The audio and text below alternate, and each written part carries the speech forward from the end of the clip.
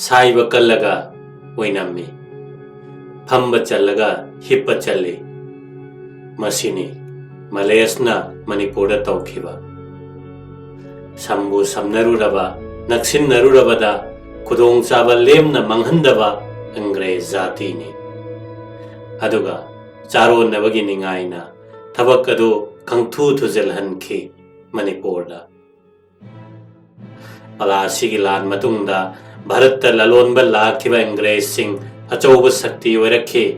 अमसुंग ललोलितिक तौबगी महुत्ता पांबई कया मरोम सिजनदुना लोयलम संदोकपा अमरी लेबाक शासन की थबकता पुकनिंग चंग हेलखी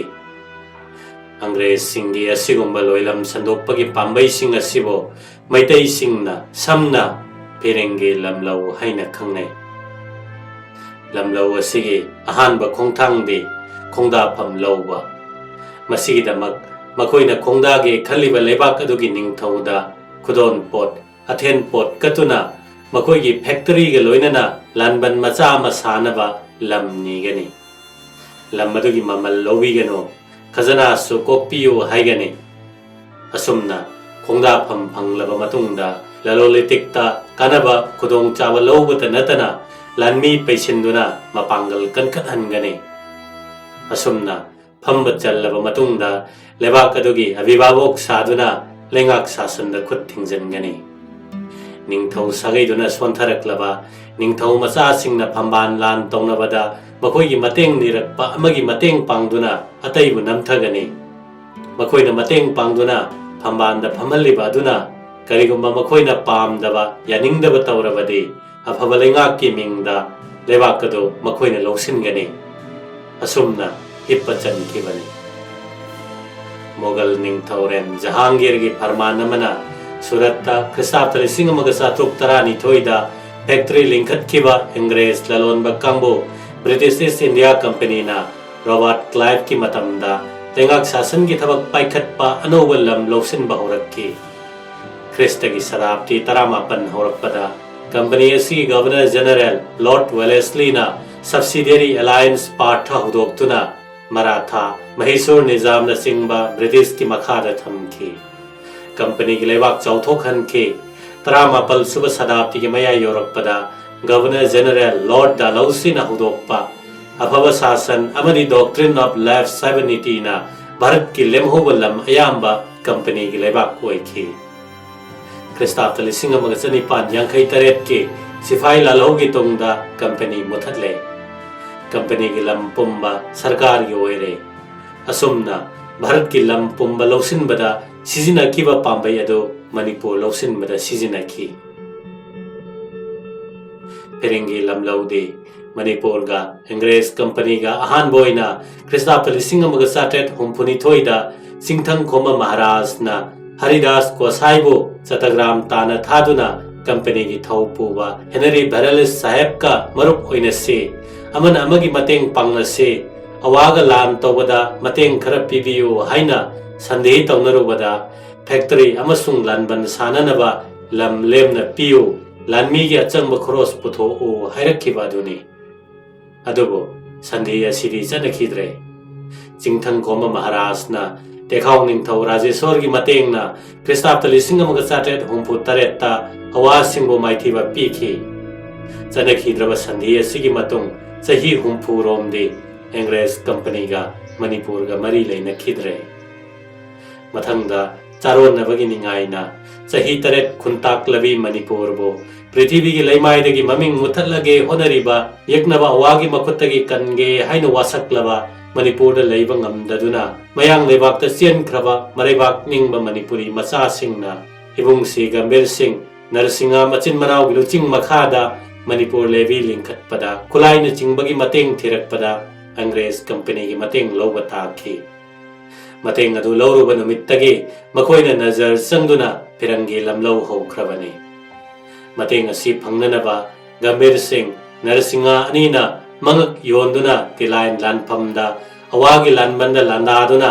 अवाना फाख्रबा फिरंगी ऑफिसर सिंह अवादगी मुंदुना मथवाई कनबीखी अवा तेंगोल माइथीबा पीखी ख्रिस्ताब्द 1954 कंपनी की गवर्नर जनरल लॉर्ड अमहासना awa ningthauga lamthengnare haina lauthokla tung Gamir Singh Maharaj ka company ga Manipur dagi awa tanthokpada mateng pibagi sandhi taunaduna Christopher Singh amaga chanipan kun manga da British Landmi Lising Taruk Brigadier General Soldhamna command tauduna Dhaka dagi kasartana lakhi adubu ziri yorokpada hana yek yorokpadagi changsinba yadaduna handokhi Gamir Singh Narsingha Manipur tampak taraga awa pumba maithiba piduna ningthi turel wang malana tanthokhi Manipur maning tamle kabo tampak lauselle Gamir Singh na ningthaoire madu Christopher Singh amaga chanipan kun tarukki yandavo sandhire yanare Maray pakning ba Manipuri Singh tana Manipur ning tambalebak ko henkibane adu Pirangi Singh asigi makhut sangdokpa sidi yandavo sandhidagi hokhrabane Makoina marup oiriba Manipur gi ningthau tahandana magi ayaba mangjauna na lawba tawdana atopa maning tambalebak ka sandhi tawnaba warepnabada Manipur ga mari leinaba wafam Manipur gi mihut saduna makoina lepthoklaga yana thokraga sahi tawkhre haina pawoina pirakhi Manipur gi ningthauna so marup oiriba sakti amana yakhraba tawkraba thabak adubo karamna yade haisige haina haihodabadagi Manipur ga mapan lebak ka leinaba marigi warepnabagi thabak makoigi khutta laikhre aduna mapan gi maning tamba lebakna Manipur bo Pirangi Singh makha ponba lebak amagum khalhankhi masi Manipur masana di khangjadri marup Pirangi na Manipur gi phanaba tawri haina khalli Christopher Singh amaga chanipan kunthra marida yandabo gi anisaba sahi tawnabada Gamir Singh Maharaj ta sukhang hangbiramdana Pirangi Singh na awa lebakta lalolitik tawbada hena khudong chaba phangnaba awa ningthauna pamba matungina Manipur dagi kabo tampakpo awa ningthauda pithokhe madugi asan manni haiduna tha khudingi lupa chonga khak Manipur gi ningthauda pirame asigumba yana se asida sahi tawnaba khanghalakhi asigumba Pirangi lamlaw ase marup amana tawrakpa oibana yel unaba pangal leitaba aduna ningba kairaba ningthau thamoi lainana naduna sahi adumaktada Maharaj Gamir Singh nongakhi Gamir Singh Maharaj ka yanakibagi matungina Pirangi officer Major Grant na command tawriba Manipur Levy Battalion gi nongmai maru lemna piramba adu Maharaj asina nongakhiba sahi adudagi lemna pikhidre madugi mamal kabo tampak sandokpada phangba senpham dudagi kaktuna lahore asumna Christopher Singh amaga chanipan kunthra manga dadi Pirangi lamlaw mara taba hore sahi asida Manipur da political agency hangdokle Manipur Levy ge officer Lieutenant Gordon na ahanba political agent oire agency hangbagi maramde Manipur ga British ka marup mapang oina leinariba mari chesin hanaba amadi Manipur sarkar ga British ka I pau phaunanaba medium oiba amadi simanada leiba Manipur ga awaga khana chainaba thokpa thingnanabani adubo maroiba maramde awagi lamda leiriba British ki apamba adu khudong chaba hengat hannabani hojikti phamba chankhre hippa chalaklani Maharaj Gamir Singh na nongakhraba matungda magi macha angang oiriba Chandra Kritibo ningthau hablaga lebak ki thabakna magi mahut sinduna Senapati Narsingana purami madu marup oiba company sarkar da khanghan khibada Pirangi Singh na madubu yabire haina khanghalakhi haibadi Pirangi Singh asina Manipur asi makhoi makhada leiraba lebak amagumna khanba hokre Manipuri Singh nadi Pirangi sarkar bo Manipur gi marupni haina adum khalli Narsingha Senapati gi matik magun nubada masagi singhasan munbi khigadra haina me pairabi machagi mingda lenga ki shakti pumba painingbi Gamir Singh gi Maharani Kumudini na Christopher Singh amaga chanipan nifu marida Narsingha hatnaba tawruba thaurang ama mangol oidraduna machanupa ningthau Chandra Kriti poduna thaurang aduda yauruba angamba kaya mukka loinana Manipur thadoktuna kasar tana chenkhi aduga Pirangi Singh da ngakpi senbio amadi singhasan hanjen hanbio haijaroi फिरंगी सरकारना कबो तंपाक असान मंदगी था खुदिंगी लुपा Chama pension पीखी अमसुंग फिरंगी सिपाहीना ngak सेंदुना थमखी ख्रिस्ताब्द 1994 चंद्रकृतिना Manipur थादोक्तुना चेनख्रबा मतुंगदा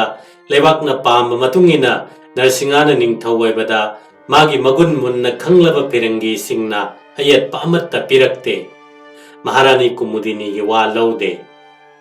असुमना चही तरुक लेरबा मतुंग ख्रिस्ताब्द 1950 नरसिंहा महाराजना नोंगाख्रबा मतुंग देवेंद्रना पानबा होरकपा मतमदा पाखंग फारबा निंगथेम चंद्रकृति मागी खोंगलोय कयामुक्का लोइनना मणिपुर लांदारक्तुना देवेंद्र सिंह बु तांथोक्तुना मणिपुर की निंगथौ वैखी निंगथेम चेनखिबा धक्का ताबा महाराज देवेंद्र धक्का द ब्रिटिश सिंह दगी कबो तंपाक असान मंदगी था खुदिंगी लुपा हुमुद्रा खक पेंशन फंखे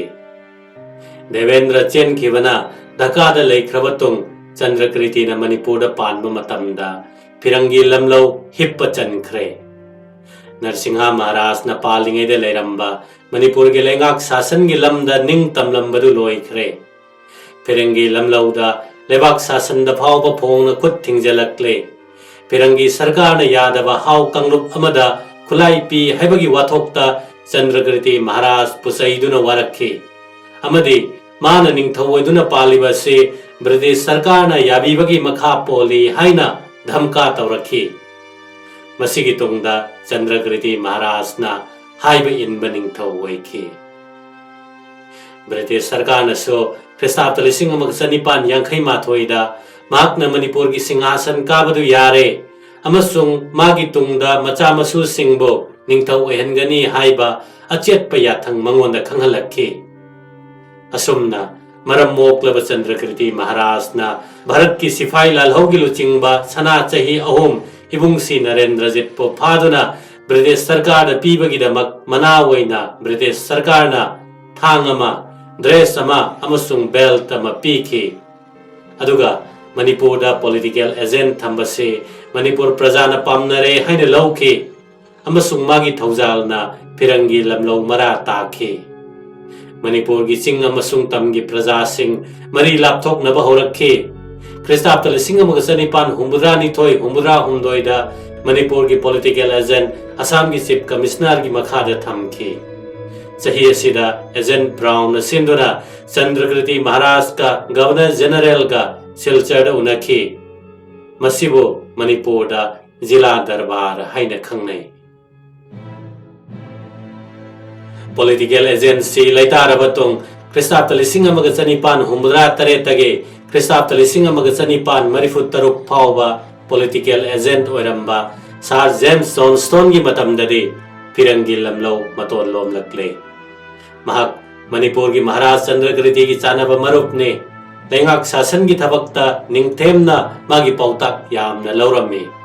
मागी पौताक मतुंगिना निंगथेमना मचानुपा कोइरेंगबु लमहेली हाइदुना थांगदा लोई थाखी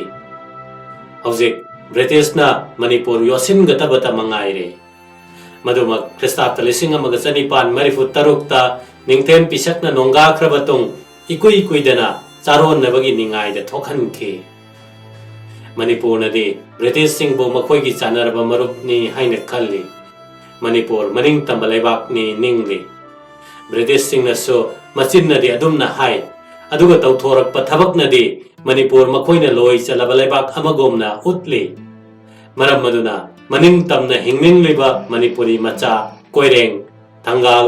सेंगोई हजारी गुम्बनदी मनिंग तमलबा लेबाक मणिपुर के लेंगाक की थबकता ब्रिटिश ऑफिसर अमना खबै खरा सारकपा अदु यामना यानिंगलमदे निंगथेम की याथंग ओइबगी इनबतनी अदुना निंगथेम पिसकना नोंगाख्रबतुंगदा मलेस की मथक्ता पैखलंबा असावबा नुंगाइतबा पुंबा अदु मथी पोंगलक्ले मसिना चारोनब निंगथौ मचासिंग खाइबोंग नकपाक तानरखी नाकन अमदा निंगथेम पिसक्की तुंगदा निंगथौ ओइबा सुरचंद्र महाराज अमसुंग मागा ममातिनबा मनाव अहुम पकासना थंबौसना अमसुंग गोपालसना अदुगा अतोपा नाकल अमदना ममा अमत्ता तिनदबा मचा मरी Kulachandra Koireng angau sana amasung jilang amba nakal amagi lo chingbana paka sana atopa nakal gina koireng ni ani asi kanna hidanari bane hiram khudingda mangondagi henba koireng bo paka sana na kalai ki amasung chingnei adubo mahak ningthauga pokminaba manaw ni makoi kambuna hena chawpham thoi kudong chaba apamba pumba phangpham thoi khalle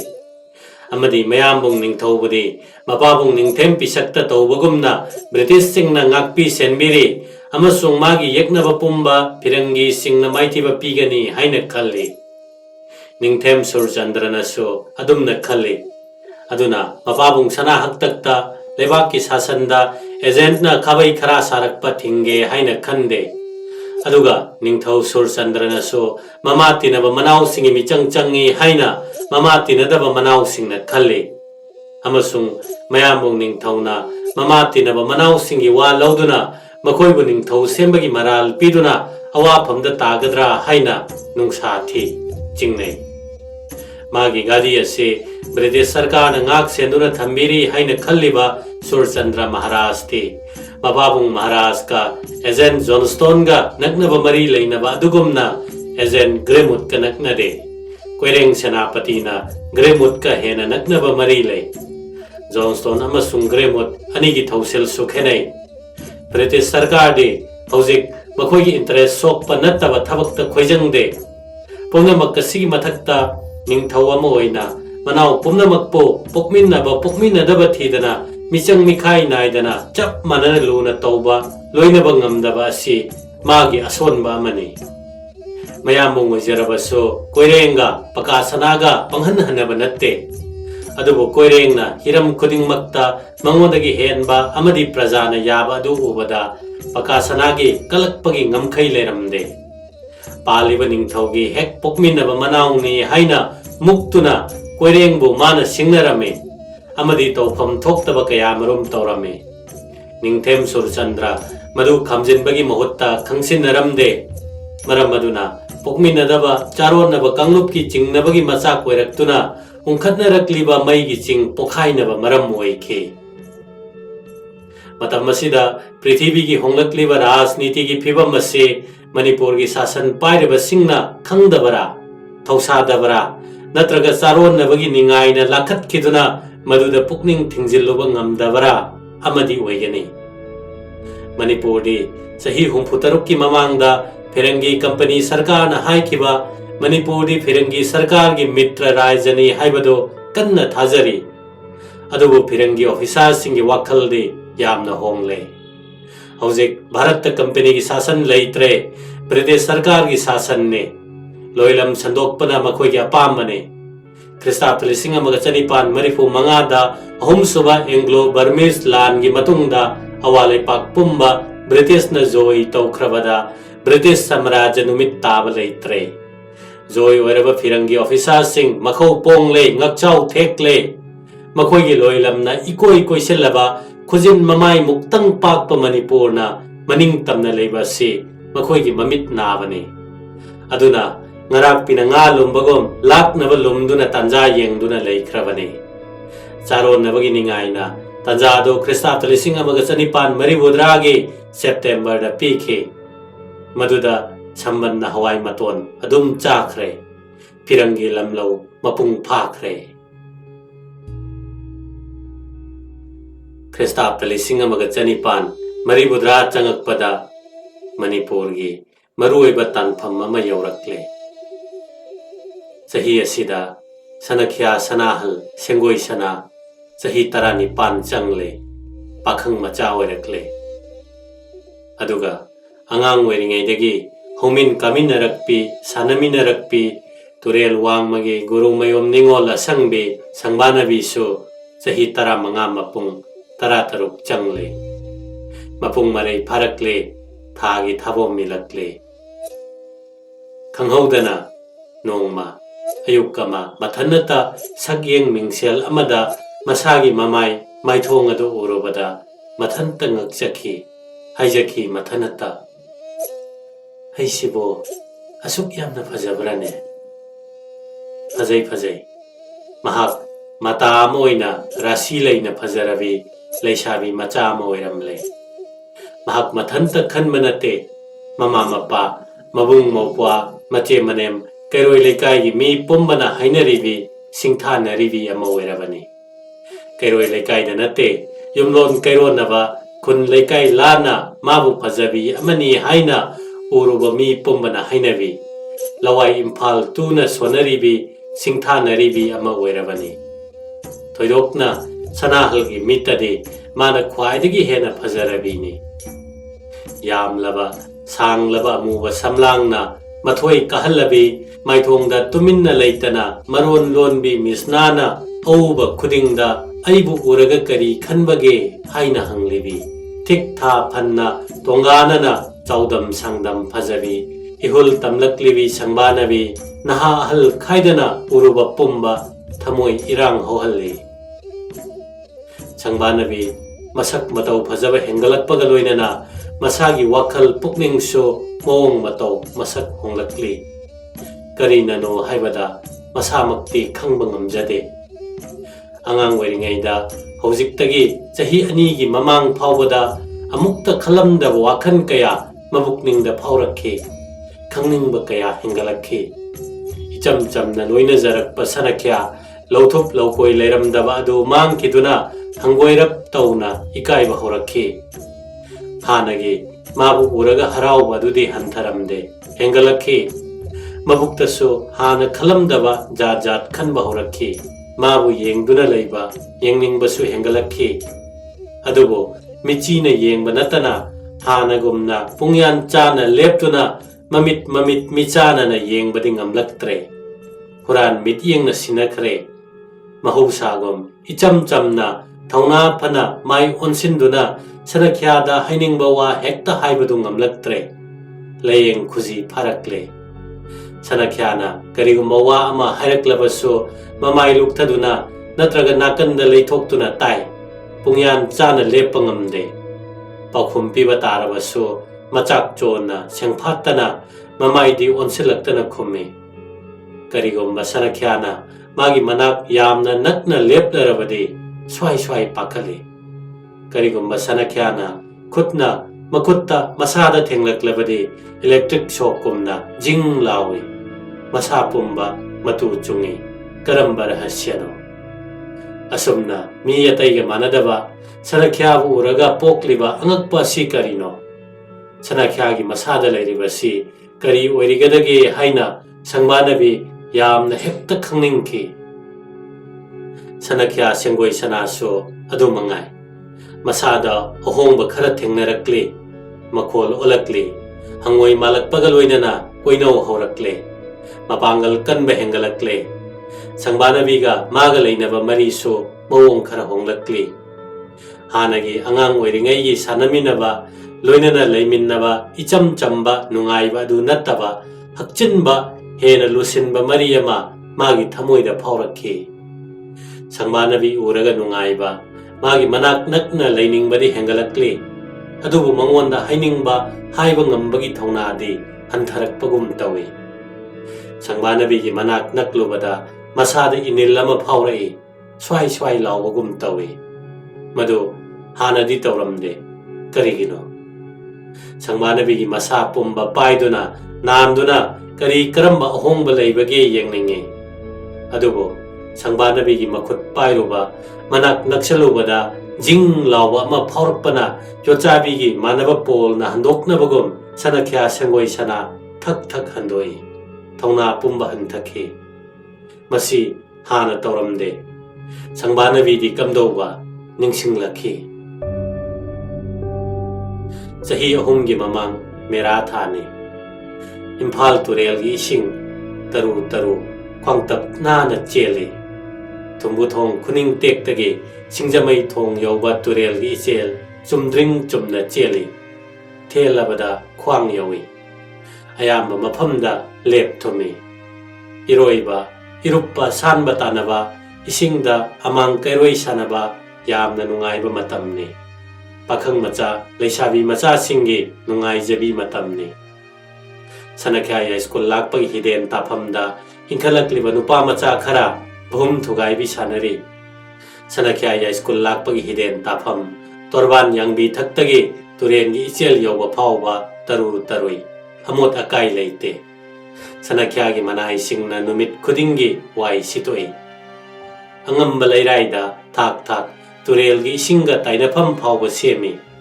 Isinga kangphalga tainafamda kunet kuda nungpak achauba masulei.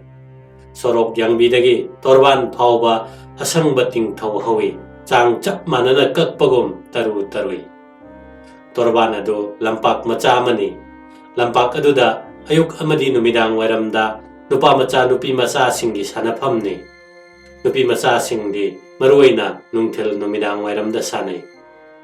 Ayamba matamda makoina sanabadi ulaubi tanaba amang kairoi tanaba kwak kwak sanaba kwak mangjong tanaba seboti kaunaba asina chingba nongma nongmagi tho thoba. Tondon tharo pisak thoibi hindu makhoigi leader ni. Marak marakta turen wangmagi bamon ibema sangbana bisu sanaba yaure. Mana yauraba numitudi yamung Sengoi sana lengdraba babokni. Magi mamanaba loina dunata leiba ibobi tomba nupa macha babok adumoi. Sengoi sana di mamit kopte. Magi mityengdagi sangbanabi suknan nanthokte. Yamung na babok oibana sangbanabi su thawai yauna sanai. Nupa macha singna ayukta chenjong mangjong chaite kotpi eri turi nungthildana athali pathali agar go mata ticket koibi na chingba nongma nongmagi tho thoba. Sengoi tomba ibobi nupa macha makhoi leader ni. Ngasi ayu lampak ta thorakpada makhoi mari thengnakhi. Ngarang Sengoi na chenjong thoiki badu ningsingduna ibobi na singnarakhi. Sana ngasi chenjong sanaba tanasi. Phaine nang hana chongo. Sengoi na harakhi. Ibobi mafi takhatuna gas kunmuk lapa maphamdagi chelaktuna chonglami. Lam ahum lom sana tai madugi mapada chai yungduna thammi. Mathang nupa macha nang chongo. Chongi. Ibobi dagi phut ama hena sana. Adubu chongphamda khongpak ama henjin khibana phaul tare laudre. Mathang tomba nang chongo. Tomba chongle. Adubu ibobi gidu yawba ngamdre. Mamaida ai chonglage haiduna Sengoi sanana chongbada ibobi gi adudagi khudup ama hena sana chongle. Matungda ibobi na ahumlak chongbada Sengoi sanagi du yawba sungam ngamdre. Sengoi na thoire ibobi pore. Ibobi mathwai nungaitana haire. Sana chenjong di nangna thoire mangjong oina tanasi. Phaine mangjong tanare ibobi pore. Asumna khongkhai khubaidasu ibobi pore. Ibobi mathwai nungaite. Khongbi mangjong singnarakle sana irujaningakle. Aduna ahumlak chongbada khongbi paiba makhut nanthok sinaduna paul tahale. Ibobi na thoire makhoi marimak irujaba kumtharakle. Turen tamna kumtharakpada bhum thugaibi sanakhisi ibobi na hairakhi. Ngarang bhum amamam lemhowani madu sanakhisi. Makhoi ani na pangsilakhi. Tangai padana sana yabataki. Sanakya school lakpagi hiden tafam torban gi mathaktagi turel gi changjau phawba siri thak thak leiriba dugi awang thangbana kanda girls ahumlom sangna bhum ontafam akut padu lei. Makhada thugaina ba bhum thampham akut padu sulei. Magi bhum puthoknarakle. Akut paduda sanagi bhum madu thamle. Madu thugaina ba ihan hanna ibobi gi bhum madu onthalakhi. Adubu karimata ateka kai thoklamde. Tomba nupa macha ani gi bhum nasu karisu sokhanba tawramde. Mathangda ibobi gi bhum thamle. Mathakta tomba amasung nupa macha gi bhum onthabada karisu tawdaba du sanagi bhum na thengbada mai chale. Mathangda tomba gi bhum madu sanagi bhum na thengbada pumtoi toire. Mathangda sanagi bhum na thomlubada nupa macha gi bhum uful onkhre. Ibobi gi su pumtoi toire. Makhoi ahumna hairakhi. Sana nangi bhum si nung phummaleda amte yengene Nakoi yengjahoro hairamlaga madi isingda chongthaduna iroikhre. Makoi ahum bhumdu metuna siktuna yenglamlaga thok hondoklamduna isingda kumtharaktuna iroi minarame. Matamaduda Sanakya School lakpagi hiden tafamdagi awanglomda gas taramuk haigalaga mayokna na leiba turen wangma guru mayum rotoni hiden gi tafamda laisabi macha ahum mariga mauna ha ani ahumga kumtharaktuna chinghi luzaba yaw isingda kumduna iroiba yaw iruppa yaw tawduna yamna langlame. Sengoi sanana nubi macha sing adugi marakta sangbanabi yawi haiba khangi. Hek khangmamaktada manakta chatninglame. Mana hairaki aikoi irupi sanbitana sira. Pare ai hana lupage haiduna ibobi mamai makha onna chup lupki. Minute amaromgi matungda kharomda gas kunmari kunmanga lapna leiba sobedar gi hiden tapam hendoklaga phogatki. Mathangda tombagi mathangda nupa macha mathang iruptuna minute amaromgi matungda ibobigi manakta phogatki. Adubo ani adu ibobigi mapa hen thabangam kide. Mathangda sana mamai makha ona lupki. Adubo minute manga taruk phawba phawgalaktre. Makoi asumna khane madi sanju yamna sanmane kuine su lupangambane. Aikoi bu hendoktuna thamna chatkramale. Makoi ahum makha onduna singjamai thongkhong lomda mamit sangdoktuna yengle. Minute tararom helaba phawgalakpa udrabada makoi nungsa thinare. Laina lokramale khanarakle. Kakhalasi hainarame. Sengoi mamai makha ona lupkrabasu ising manungda mamai awang ona isielga lanthengna adum haigalakpana raton gi hiden tapam yaurakle. Ising manungda laisabi macha anigi makhong nama paiduna chinglamlaga phat likhat khiduna sangbanabi gi manak yaukre.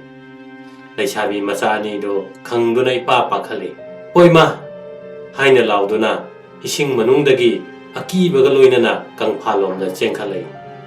Chinghi luzaribi mauna hasing aduna kaidore hanglami.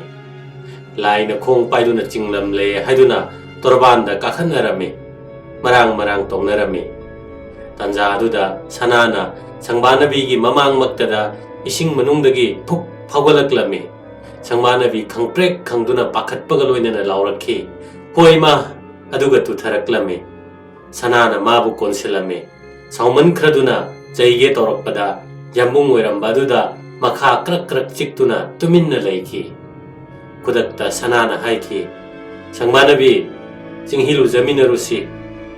Oi che, oi teima, chinghilu jaba kita yaujage. Haina sangbanabi gi makhut paiduna chinghilu zaribadu tamna chingsinki. Mauna hasing aduna haiki. Mangau thina ngau khredako sana nangse. Yambung kaidongna ngausinaribano kayam pakhalure idea. Aikhoisu laina khong paiduna chingge adana kayam kirure. Yambung matungdadi asumna tobi lakpinu. Chinghibu adum luzaba hunabro. Se ai luzabige haiduna saithaseldagi chinghi kujok lauduna sangbanabi gi makokta suru noiduna luzabirame. Wari watai saduna mauna hasing aduga phagi pharang tawduna sengoi gobi lakta krishna gum wa noktuna leiri. Asomda ibobi tomba nupamacha makoi hum tafing subedar gi hidenda kakhalaga torbanda ngai haktang mamai makha ona leptuna sana karigumbada tawkhalak pra yenglame. Uba phanglamde. Hiden taret nipan lanna makharomda chenthaduna yengloi. Kana sumabu uramde. Makhoigi mabukningda sanahal mathaklomda iruptuna chalamba yai haibasi sukhan khalamde. Aduna awanglomda thiba yengbagi wakhal suklei leramde. Ipa pakhana sanahal laina laukhre haina Sanakya School lakpagi sangaida pau pirame. Nungsa thirabi mama sijana manai masal thaduna konungi sanakyabu kauhanki. Amaibi tanaduna singjamai thongda tairen manana kharai thalanki. Adugi tungda Turenda iruppa thinanaba kangbuga chananaba sem saringaida karimata tawdana sana mayumda changlakhi. Thodokadu chahi ani phadri. Thauna phana lauthup laukoi leitana hainingba haiba ngamlamba thauna adu ngasidi leitre. Mabu hek ubada haige haina sagatlamba wa pumba magi manak hek yaubaga loina hekta kauba. Ona tainana haiba madusu mayek sengna haiba ngamnaba. Leiroi leifai tauriba sibu karigino. Magi maramda wakhal yamna khalli. Bhapna dalan sai. Mahakpo aitagini khalli. Kanamatana magi manaktana khaningde. Kanagumba pakhang machama maga wari watai saramba ubada khoisaune. Masibu karigino. Phamle phamna khalli. Chatle chatna khalli. Tumle mangdawi. Tumdre mangda aigi wakhal pumba matana thalli. Atai amagi maphamda leite. Atopa nupi masa amagi manakta chatluba wangang luba langnaruba karisu taude. Mahusagi mahusane. Adubu sangbanabi gi manakta nakluba magi inenna hakchang asi phong phong sai. Theng lubada electric shock jing lawi. Mi atai de yaudaba karamba posakama magi masada yaubage. Sengoi sanada taribada sasimak sangbanabi de sutarame. Angang oiringaidagi lauthup laukoi leiramdaba icham chamlamba adu mangkhre. Karina no khangde ikoi koire. Thagi thabom milakpa matung wakhalgi irang marang karakle khangningba hengalakle. Yamung sanakhyagi maramda kupna thigalakle. Aduna nongmagi manungda pungkun maridi magi wakhalna thalle. Ngasi nungthil sangbanabi thoibi sana unaba lai. Maruai bade yabung sanakhya unaba mangonda wafam amakak hangat palakpane. Wafam adu masa mathanta haijage ningbane. Adubo masana haiba ngamdraduna thoibi sanabu haihanbane. Yambungda haibabu nasana kokhe hayudana. Thoibi aina hairadi yara aroeba nang khara haibiyoba. Nangsu yaugadabane hayu. Haima aibu yaugadrane. Aina ngasai hairisibu ukhok tendaro. Nang yaudaba yabrane. Ai yauraga nakhoibu nungaigadraini. Ngaktrado adu oirasu yauda yade khara haibiyoba. As nang hekta haijau hairaga asumna makhoi ani amaga nang hayu haiduna inaringaida yamung sana changlei hanglei. Karino ne nakhoi ani na hainari dobo kanada kari haibano. Makhoi ani mak tumin le check mok laude. Sangbanabi mamai ngangsilei. Manaton sumang humang marik karei. Magi mataudu ubada thoibi sana khoirum tawi. Mamai haigatuna yambungda onsellaga tapna hairei. Aduburo yambung kainada jagoi ras yengba khara pubi wa hariba. Kaidongoi sanadoriba. Kana yaudoriba. Aduburo sajibu punima numitta. Sangbanabi masebe magi machanupi thabana thaurani saribane. Sajibu punima di sangdo madeda jagoi do babung sanakhyana ngakadoribane. Yambung nang chattaba yaroi lai khurumningduna tawbaneba. Aikhoisu chattorini. Aduda matangsida sangbanabi phenjilakhi. Aduda khangde. Yambung jagoi ras khurumba aikhoibu pubidaba sukya yaroi haijini.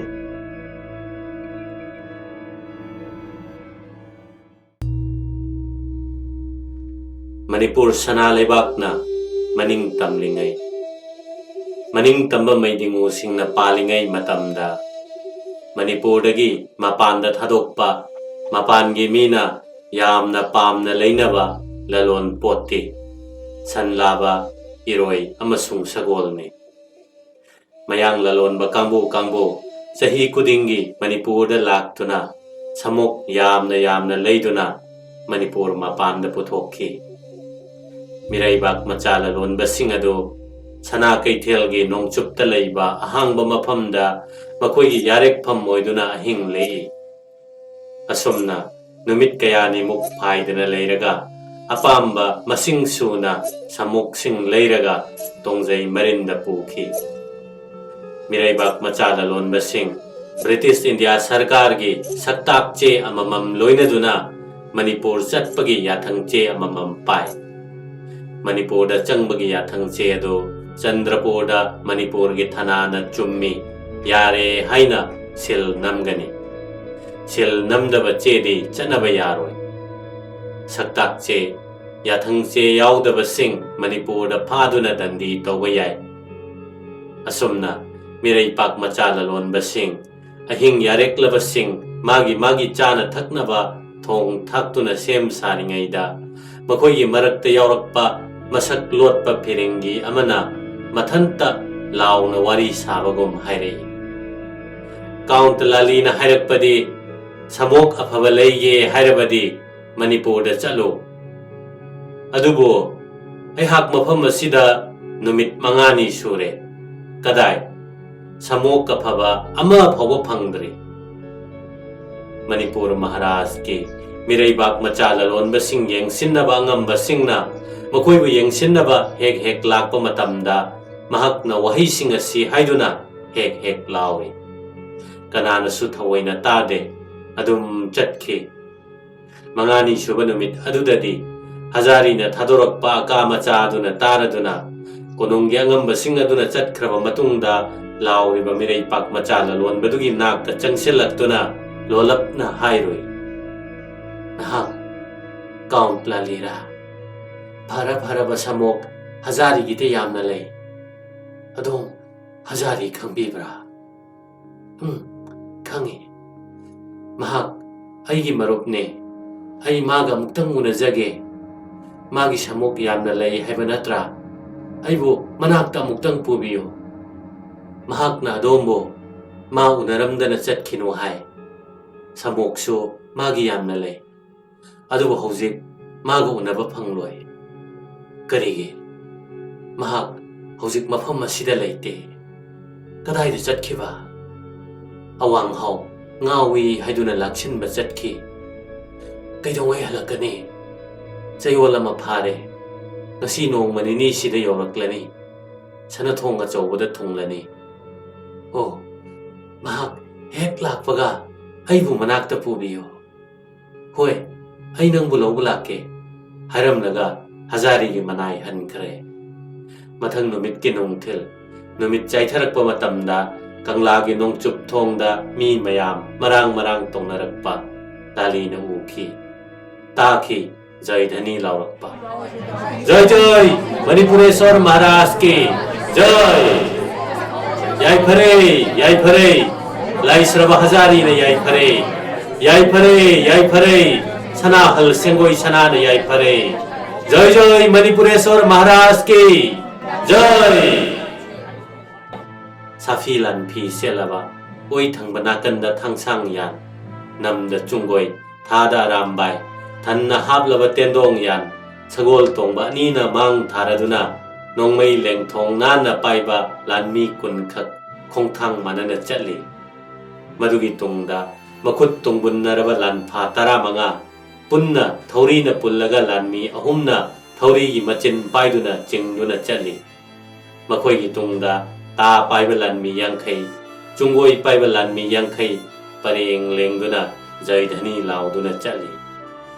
sanathongda lan ngamlaklaba kambu adubu bazai bengunna salami khongduna taramna okli mang thariba sagol tongba pajeng phiran thetpa chinglemba du laisraba hazari ne atopa maduna mi lai kidaba inkhalakliba pakhang Sengoi sanani langam phiran thet lanfa kaya phaduna halakhibani jai dhani lauduna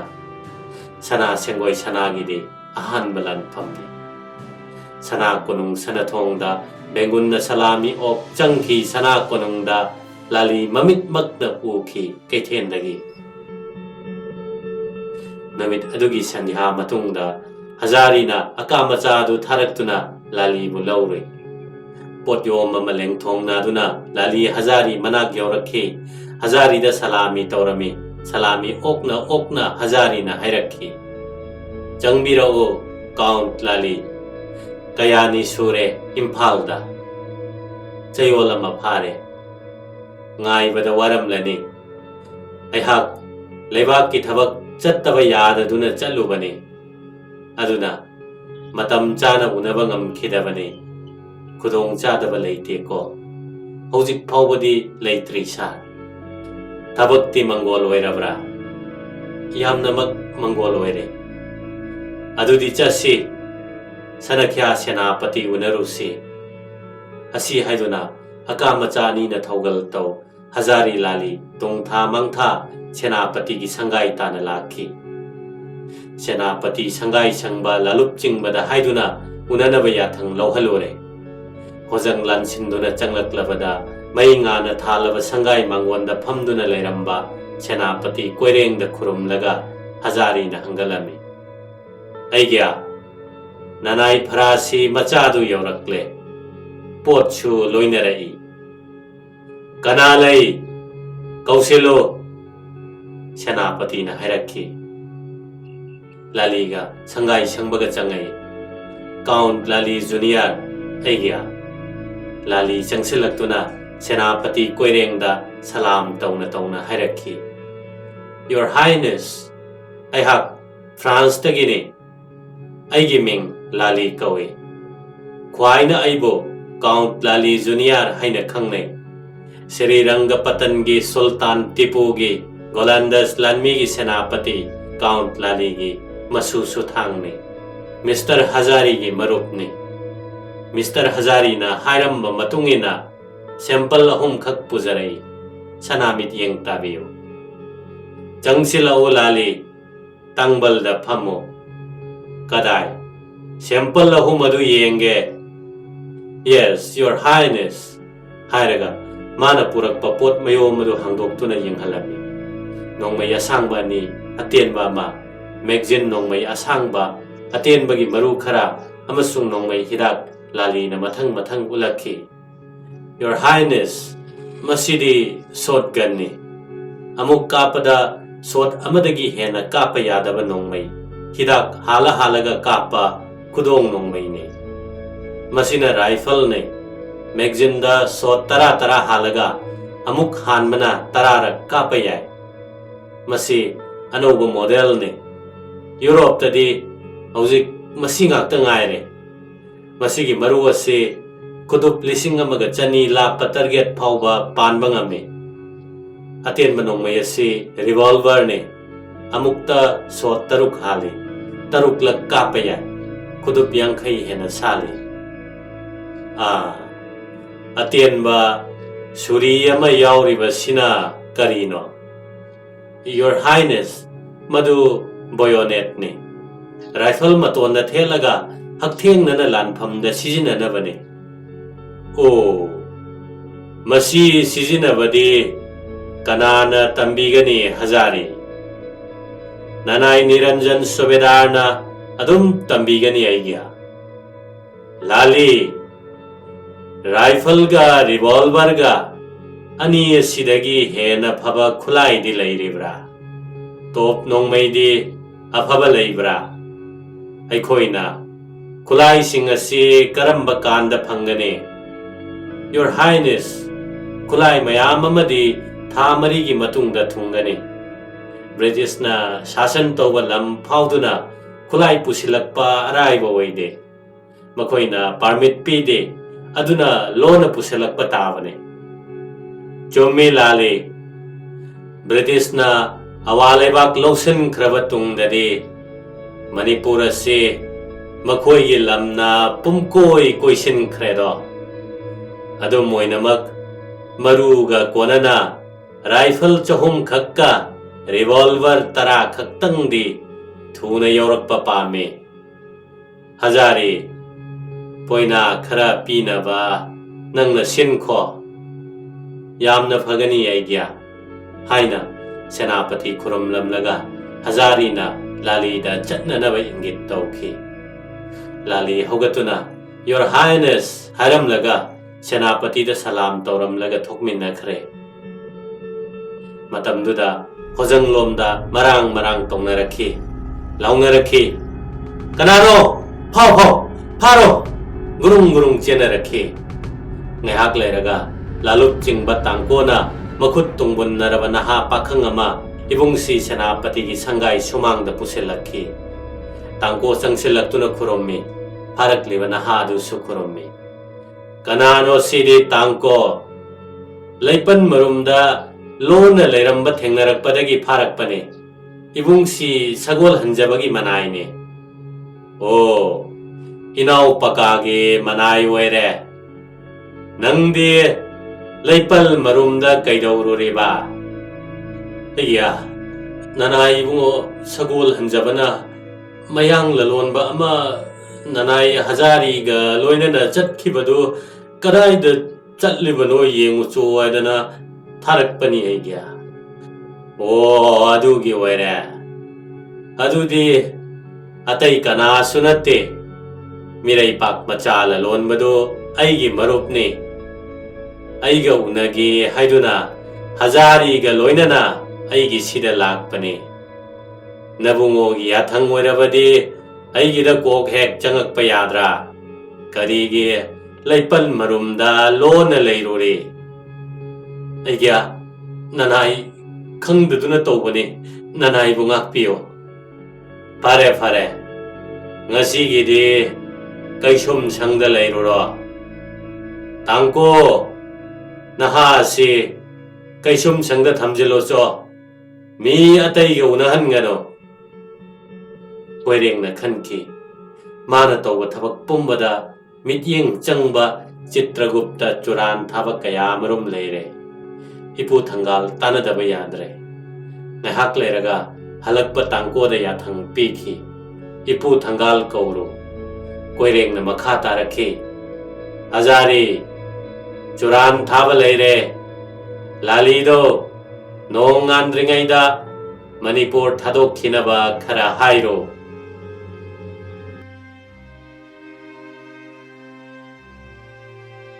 Ningtham kambi loi khre. Uri wauri thagi luwawa khangon basat khre. Manipur tampakta basantari tu yaurakle. Ariba unana ken khrabada usawasada unau wanau chonglakle. Hainaw mapal sarakle. Namiba malayanong sitna leri kanghay jabar thogal taw ningthijare Manipur tampak. Kunjabon adubo khutna soktriba kusemgi mami tadriba kaina chingi basanta kunjabon ururabadi. Tampaki basanta kunjabon hawoiraktabasu yai. Puranda singthariba Manipur Govinda safongpham Bhasmuk giri kaina ching korau hanbana khalong da leptuna yengbada ihan hana uba mabu mayok yaba chingi basanta kunjabon ukning huna sumatpani. Kunjabon asidani Sri Govindagi pangamdraba bor pangkiba anina. Aing asama narakli basanta kunjabonda mapanda lamhangda nungsayak na sadri. Imungda, urumda, tarat inglamba su parakle. Samna harabada, achik kasama na ba ukning hakjang nungay hanba matamne. Unaw wanaw songlagpa, usek makhal kayagi harawi sayna, ukning ithak hobana, sabi sanaw kaya malhong na re. Makoydugi marakta, Sengoi, sangbanabi yaure. Wakalgi hulhong le, basanta na makut paidu na singselli ani adubuso ating balayta na tangthak nai na siyentharakli. Sangbanabi namit taba ngay ngamde langtak na nangairi laba khunggoy balakpa thongalomda munna yengli. Charot mara sangbre kongzai napi yensin na chingba mayal su na haptuna munna phutlaba chenghi utilu jaduna Imphal turel gi torban hiden mata phabada nura chaka nanduna iru maithajaraga Piseng salu panek set kurkul muga pi purit ngaksam kot pilit sana pige machugi pi matek induna jandan chawalang na tinduna lachariba lai madan mohanji gi seba loiraga amu bagi melan kudol jigong lei sangbai brenam na pi jati kopi takhelei na chom semlaga cha chandan atak pachairaga lai re kallaba nirmal pamu bagi damak chaksin na thamle pamu balak laga na pada thetpi gani timu laimu bhut pret na thokna ba magini haina khanjakhiba mikup adudagi pamu ba khanghen hengalakhi magi toining khi atai kanamatagi khut changhaning khi de talak pasu hengalakle miho basu yaure karamno aina tawriba sibo sonjakhi changbanabi mathanta chikthaраklaba chandiha matung aduda ngarangsu awang thangbada leibi mamanabi Ibomcha na haikhi kari noi bema nangna tawri sibo atak aphongnare haibani ana tumina leirabasu aigi tungda musuk wa laura sibu amuk lolubagi kari kanari bagi adubu manadi khanglabra haibani kari khangdani pisak piklingai dagi adum loinaraklabani adubu haiba aina haibadi nachin kangthoknarabra haibani madubu kari darkar leiribage mitna kayarak haikre nami bada kayarak pauzen kre musuk haikre pakhumdi phanglabra phangkre pirakre mitna lakharak ingit na kayarak adu waraba suibema machin makna amuktang hayan badi phai khangde bema aigidi thawai hakchang pukning wakhal pumnamak magini asumna mathanta wari sarambadagi phuk hogatuna mapan thokre kadai da satkiduna tulasibong yaukhre brenarani manakta leiriba jati gi makut paiduna hangki kamdausi haiba kayam walibagi yaurakadaba jati tuminale kumakte mahakso magida maktalang taknari ngaihak tuminna leiraga lei khujokama pina khumlakhi khangdeda aisho magi na pangairi makhoi animak brenarani da wansinduna khurum laga hangat chakhi kayam walibagi yaurakadaba laknaruidrane makhoi ani matau ubada nokmi brenda na hairakhi ai loina khangi waruranu yauraklani kuidre konthong lomda mi khara lakpagi khonjel tare chaudam sangdam yamung sanahal na mang tharaduna mari changlakhi achawelangba leirik ki mama subadarani thoibi sana mama sijaya school lakpi loinana mayang imphal tomba langtaknana kuina ngairaba tungda ikhang khanghodana magi yambong phuk hek phaurakpada changbanabi ipa pakhatpagum tawi tathai adubo misingna singbi pairakki losing leibi changbanabi tin kut yot momonok na hairakki yambung khoi yorak mandraba duda mapan thoktuna ngairam libani lengsinbiro yambung tachau tatomba imasi bema karino thoibi sana leirik nakhoi ni koi risibo chango changbanabi koirang langi magi makhol tabada mama thorani thoroktuna lengsila oibungo lengsin bisi mama ibema sangban namanabi sanaga leirika kausinduna phamino ibungo ani somda haiduna pakhang ahumga mama aniga kausinduna phamina khre leisabi ahumaduna sangbanabi gi ka yaukhre mitik mirau khangbi yamna uganbi thoibi sana semduna thamlamba takhelei na chom singadu ubada hairakhi sangbanabi nangbu hek ubada ekhoi yambungdi masado awas na phung karabani sidai takhelei na chom si magi natro masi uradi ma mathoi karani Nangna nachomse magi napada hek thepirabadi nungaibana luton salani ko adubudi lairika tachauga su adu mangai nanga tatombaga di kamdo ba hoin he lairiksu tachau bada ipang pang thai tatombai di khalunu da magi di losita khazana thiba haibaduni mokhoi ohum nokminai sangmana bina makha tare hoida nachomdo ani loro aduga amamam makhoi ni da pigera tawro ai ani khakpiramo nangi di kamdau dori ba thepiga dori bro pi dori bro madumadi aina thokpa tawjarage adubu ekhoi chap manase haiba lerik na hairakhi lerik thoibisana makhoi anina takhelai nachomdo amamam masa gi napada thelaga lemhoriba nachom ani do la tanga amada haplaga puthoraktuna achau tombagi mamangda thamlaga hairakhi tachau tatomba nakhoi ani gini haiduna sangbana bina pirakpani amamam lawbiyo aduga thoibi sanana makha tarakhi yamungi di mahak masamakna puthokjarakke haihobani ngahak leiraga la tanga amada takhelai nachom ani do haplaga makhutna paiduna thoraklaga yambung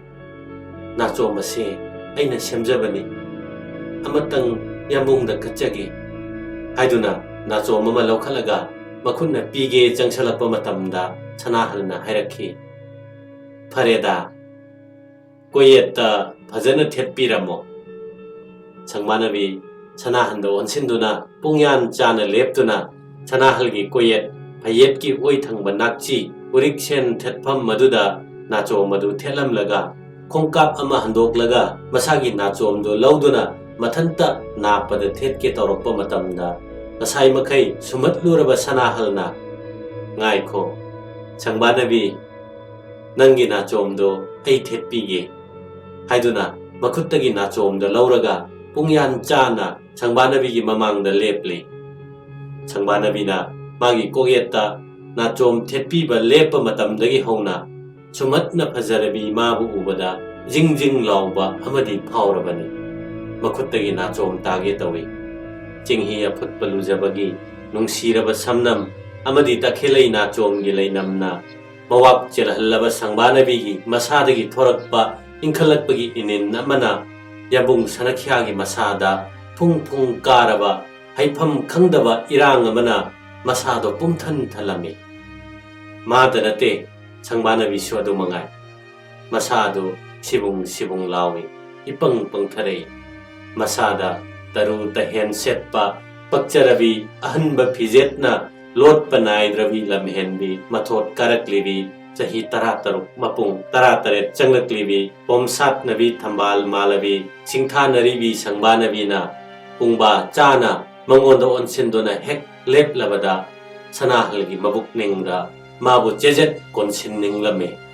adubu masadi tanik lame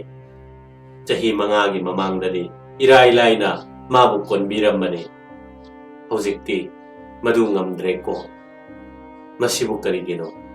khanna makut tanik sangbanabi gi yet thangba napada naso madu thetpiraga phana kuina chagadabagum yengduna leirami yamungi mityeng mangda chumna lepa ngamdrabi masa phere haibagum tawrabi mafamdudagi lengba ngamdrabi sangbanabi chahi mangagi mamangda yamunga michanaduna yengduna lengdana leikhibi hojikna madu sungam ngamdrabi aduna mamit leikhada yengduna khongbina leibak taktuna khol lorapna hairakhi kaino yambung adumna yenglibadi madu tabada manglubadagi mamit mana tasing laklaba sanahanna momonokna hairakhi aduburo nangse nasak yamna phajaramle aduna yengningduna yengbane sangbanabi nokphet tawna yambung sima hairamlaga machegi macha poloi senaba sem sariba domda chatkre hidak nanthak amaromgi tungda kambu adu khongsandorakle kaina chingon tamna leisabi ahum mama ahum pakhang ahum thaurani sabi magi mapa mama thaurani bu mapa na poduna poloi setpigi poloi lubak kokthong naduna thamai angan ba haflen pu ba naha mana mang thaduna irang langduna mi tara marigi khutpu adu chatpa horakle nongpok pangna ponima thajaga mayoknana amagi manakta amuk chat amaga wari matek sa mathwai nungai jarabi sangbanabi irang langi kanglup naina tongan tongana wari sanaduna lakpana kongba keithel lanthoraktuna takhok lokol samlakle thindana bamon kampu phauduna iril bung yaure chathoktana ngasi lamsang khangchat chatpa aduda leisabi macha ahum leirik thoibi sangbanabi iril bung yorpada khong thangba khara warap tawrakle urina anakpa upalgi mateng lobagomna naknana chatliba pakhangi ngaklo thinarakhi iril bung thong thakta leptuna ngaihak pothaboina atiagi thajana iril turel ichen nongda kumduna iroiduna sanabadu yenglame ithak ipomna thengbada thajana ingduna thak thak nikpado makhoi tarukki mamitta nongaiba kumai oirame ngaihak potharaba tungda chalasi hainaraktuna thaurani poba mapana mang thaduna mama ahum chatpa hokre makhoi khongji chingjin oyoina tei thamduna thongrangbi yorakle thongrangbi leitana kansinba lambini kansilaba san iroi khongunda netlurabadi khongsa thabat thabat tatliba zatni sangbanabi chanamakna khong thangduna chatpa warami sanahalna makhut paiduna tengbang birami adu makhoina kairau lamkhai yorakpadadi mangi kangbu yamna sangna hengat khiduna masak uba phangkhidre kairau lambida haijinnarakpada chatpada wanaraklaba kangbu adu kanglup macha macha thokna khaidokna raduna chatnarakhi khwaidagi mangda thaurani nambo poriba mapa mama poloi setpi amasung thaumai anganba puba mathangda mama ahum adugi tungda pakhang ahumga leisabi ahum adugi kanglup akonba kanglupki maning khomba sanahal sangbanabi chatpa waraklaba khong thangba yaraktraba chatminariba pakhang sing adugi mateng tangai phadana launarei khwaidagi hena pangdribasi sangbanabi aduga khwaidagi maning khomlibani ahanbada makhut paiduna cinglambadagi kairau khunya yorokpadadi sanahalna makhut oina sangbanabi makhut yet aduga khurak lonsinnaduna pairaga yet thangba pambomdo sanahalgi oi thangba segrakta chaptuna chatminarakle sanahalgi ngaklo phangjabada sangbanabi mapangal khara kankhatchare wari sana sana khongthang manana chatuna kairau yet oina tei thanamlaga khanarok chingjin yorakle yet ki khutna oi gi khut pairubada yochabi gi manadaba pol ani chingsinnabagum ani edu naksinnare chom phangbada jingjing lauramba phung phung karamba inota du mangkhre naknabagi nungaibana sargagi laikon da koibagum khre kanarok chingya da leptuna lupa machu thabalna chamthoklaba tumbak tumbak chingna mong hadana tariba kanaroki ina kuppayum sing yengna kanarok yet oina tei thanamduna lakpana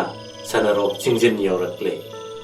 asum lakpana sanarok chingyang yorakpadadi mangi kangbu kawbada tadaba lam yawna lapkhre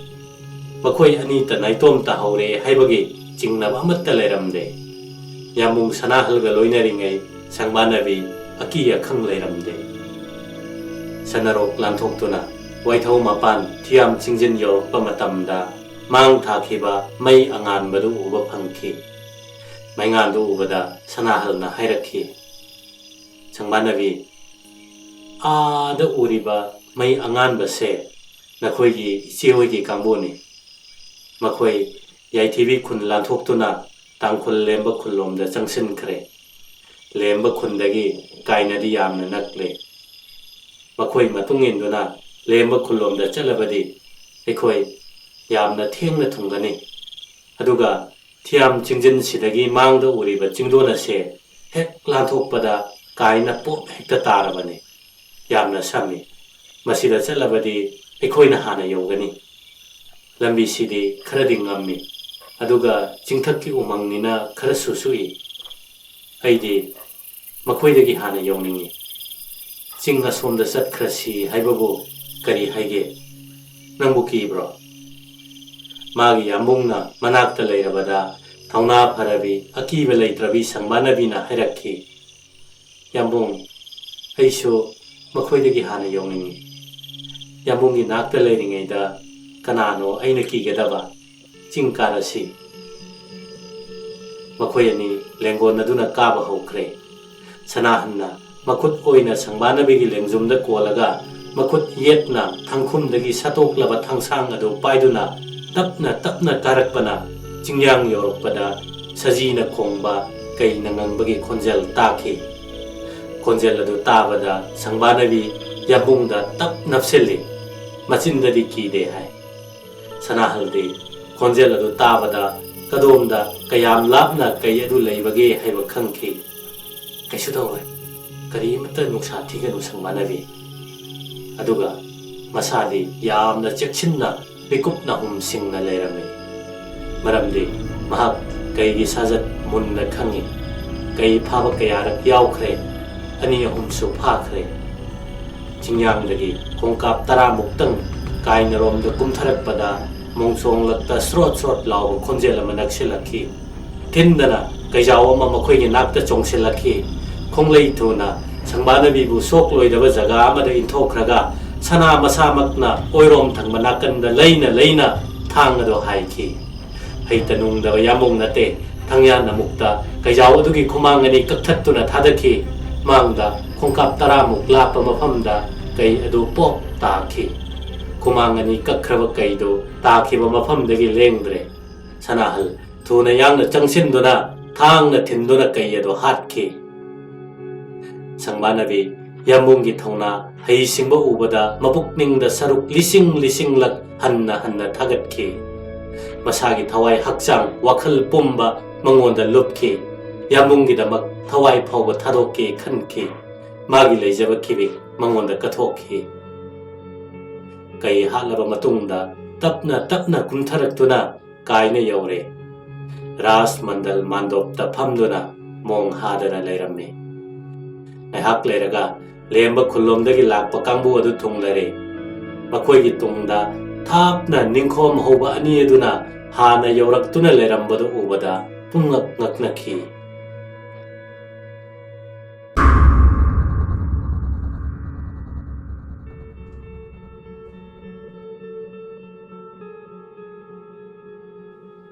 ꯁꯅꯥ ꯀꯣꯅꯨꯡ ꯀꯪꯂꯥꯒꯤ ꯑꯋꯥꯡꯗ ꯁꯤꯅꯥꯝ ꯆꯤꯡꯖꯤꯟꯗ ꯅꯣꯡꯃꯩ ꯀꯥꯞꯄ ꯖꯥꯟ ꯃꯥꯔꯤꯕ ꯇꯝꯐꯝ range ꯂꯩ ꯈꯨꯗꯨꯞ 2 ꯄꯥꯛꯄ ꯈꯨꯗꯨꯞ 2,000 ꯁꯥꯡꯕ ꯂꯝꯍꯥꯡꯅꯤ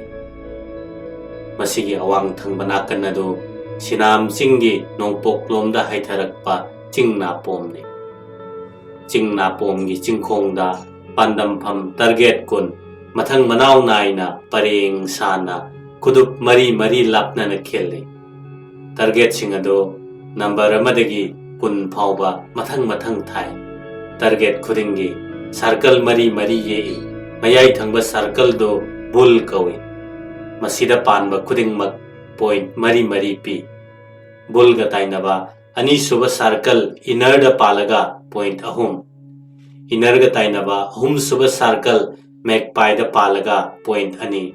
मैगपाइगा ताइनबा मरीसुबा सर्कल आउटर दा पालगा पॉइंट अमा फंगी आउटर की मपानदा पानबा मखै वास आउट हाइबदी 0 फंगी टारगेट खिल्लिबदुगी ममांगदा असांगबा लांखोंग ले लांखोंगदा निरंजन सुबेदार की रेंज फेटिक डिटेल ले मखोइना टारगेट सिंदोक सिंजिन तौबना चिंगबा रेंज की थबक तौई टारगेट की खुदुप यांखै चनी चात्रुक लिसिंग अनि लाप मफमदा नोंमै काफम पली ले डिटेल अमममदा रिक्रूट कुन चांगयेंग तौबा याय ngasi मणिपुर लानमीदा ट्रेनिंग लोइरबा रिक्रूट सिंग खुद चुम्बा तानबा नुमितने नुमित असिदा मणिपुर लेवी की सुबेदार इबुंगसी हौजौ सनाना हंदक्ता जिला दगी पुथोरकपा ब्रिटिश सरकार न पिरकपा मार्टिनी राइफल अमसुंग तोपनी अदु चांगयेंग तौगदौरी सेनापति तिकेंद्रजित की Athang मतुंगिना सोंगथामिया Niranjan Sobedar Hazari na sili Bazai Bengun Kongduna Kumai Yengba Maidingu Chinglen Lanthaba Manipureswar Maharaj Surchandra Angam Mathau Manai Masal Pumna Makkaloinana Reigns the Lengthorakle Angam Mathau Lakta Tangal General Saugai Jamba General Yaure Ezen Kremut Amasung Magi Nupi Ithel so Maidingu Amasung Tiken Rajit Kathangnana Mamangi Pareng the Pamlami Chongthamia Niranjan Anina Senapati Giyathang Lauraga Maidingu the Kurumduna Hangalaga Kumai Hokre Recruit Kun Sava Detail Tarakak Changdam Navadu de Yaurame Ayamba recruit was out Werame Bull de Lairadana Outer Power Panbangam Lamde Recruit Taramangak Tang 50% point Pangbangam K 10% Pangba Ani Kaktang Yawe Makoya Dudi Hazari Sebok Yaripok Acho Amasung Mairaba Poilagi Sebok Acho Elangba Makoya Nina Makokwere Matangda Ibungsi Singita Waiba Pakang Tarakak Tanavada Sengoi Sana Matantana Bull the Loina Panduna Point Chama the Chama Pangduna Changdam Navadugi Makokwere Sengoi Sanabo Matolibungo Quering Senapate Amasung Tangal General na Yamna Thagat Piki Mapabung Yaskul Lakpa Nokmi Tozaki Acho Zurana Makokwerakpada Hazari Mairaba Yamna Harauki Adumoinamak Hazari Mairaba Tangal Ahumakna Makoi Ahumda Haiki Nong Maidi Laplow Lumlowni Nupa Toktaba Tasengna Nupa Tokpa Ketri Machagi Landi Hakteng Nabatangi Lani do Maidingu Jingle Lantavana Manamatum Yan Toki Sengoi Sana Amasung Acho Zurada Resam Purit Sai Kakpa Koget Amasung Riksen Piki Manamatum Yan Tokraba Matungda Ziladagi Nong Putorakpa Top Ani Adugi Sanba Amadi Target Tapan Mangambagi Changyeng Toba Horami Changyeng di Tiken Rajit Senapati Amasung Pakasana Sagol Hanjaba Anina Taurami Target Tagi Kudup Lisingama Lapna Top Anidu Kilame Sagol Hanjaba Hugatuna Top Manakta Changsen Ke Top Kappa Thawai Yaung na Yengliba Ezen Gremut Amasung Magi Nupi Mem Saheb Ithel Anina Sagol Hanjabada Good Wish Tawi Saban Nem Tak Tauna Masanoiba Mamai Koi Paknaba Lepalaitana Kwa Sai Tawana Amukka Hena Pakna Uraba Pakasana Prap Changsinduna Nisan Tauraga Mangarak Kapi Pan Badiladana Target Yodava Kudup Kun Mukwaling the Laimai the Loina Taduna Uful Prang Horame It Helgi Mamangda Mamai Nganglap Humang Anapakana Pampam Hanjinduna Pamki Matang the Lenkalakle Tiken Rajit Senapati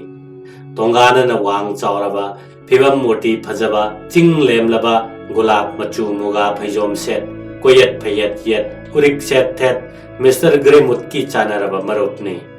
Ithel Gimit Tanjavani Makoyanina Tiken Rajit Hogalakpada Good Ways Tauna Mafam Dudagi Hogatuna Hiraki Good luck, Your Highness Mamit Kuptani Yenki Tangal General Mong Hade Quering Senapati Tapna Changsen Ke Top Anidugi Nakta Top Ki Site Amasung Ren Sek Taure Nisan Thamle Aduga Maru Manga Handuna Matang Kapki Yengo Target Pumnamak Matang Top Ki Gulina Panduna Loina Kap Kaikre Mayam Kubak Pro Kunaki Ithel Gremut Hogatuna Senapati Gi Nakta Changsenduna Kut Sokna Congratulation Tauki Top Ani Adugi Maximum Range Kudup Lising Ani Dagi Kapadasu Sagol Hanjabagi Guli Sing Kadai Dano Pai Kibado Kangdre Target Ama Phogo Palamde Senapati Gidi Guli Kuding Mak Target Tapanduna Target Tara Thomdatle Mayam Kubak Pro Kunaki Ithel Harau Wana Mamit na Noki Madu Ubada Pakasana Kwido Prok Chaki Asumna Ren Sparing Loraba Matungda Maidingo Surchandra Maharaj Manau Ibungo Ahom Pakasana Thambau Sana Amasung Gopal Sanana Taugal Tauduna Kangla Konung Sangai Nung da Hanjinki Ezen Matai Manau So Kontauzam Yumpam Residency da Hanjinki Senapati Tiken Rajit mayamung Maharaj kurum lamlaga bidai naduna manai hazari mazai bungo Sengoi sana amasung ipu thangal mejar ga loinana wari sana sana tom garot loisang tamna lakhi lambida Tikendrajit na hairakhi ichai bungo Sengoi sana de nongmai kapabu yamna hairamine kadaida kamdongna tamuriba swaidadi nongmai paiba mukta su ude idol sanakhyana nungsiduna takpibane kaisu khangjadriba haitriba nachane pabung sanakhyana jilada Manipur lebigi nongmai hidak lauthokpa chatpada handak thogan tawjaroi maduda chayol amarom Males paltanda leibagi khudong chaba phangjarai maduda tamjarakpani idea oh nang jila chatlura boire kari kari thengnare aigya British Sarkar gi khulai thampham magazine anoba makhal gi nongmaina chingba khulai makhal khara ujare madu aikhoi gi dilaite makhoi gi dalai hoba nongmai adudi amukta da maru tara hanba yai tara rak kapa yai aikhoi gi sida lairiba sidi amadagi hena kapa yade akap khuding hanba tai aikhoi gi sida so tara hanbida onthokla si aigya aisho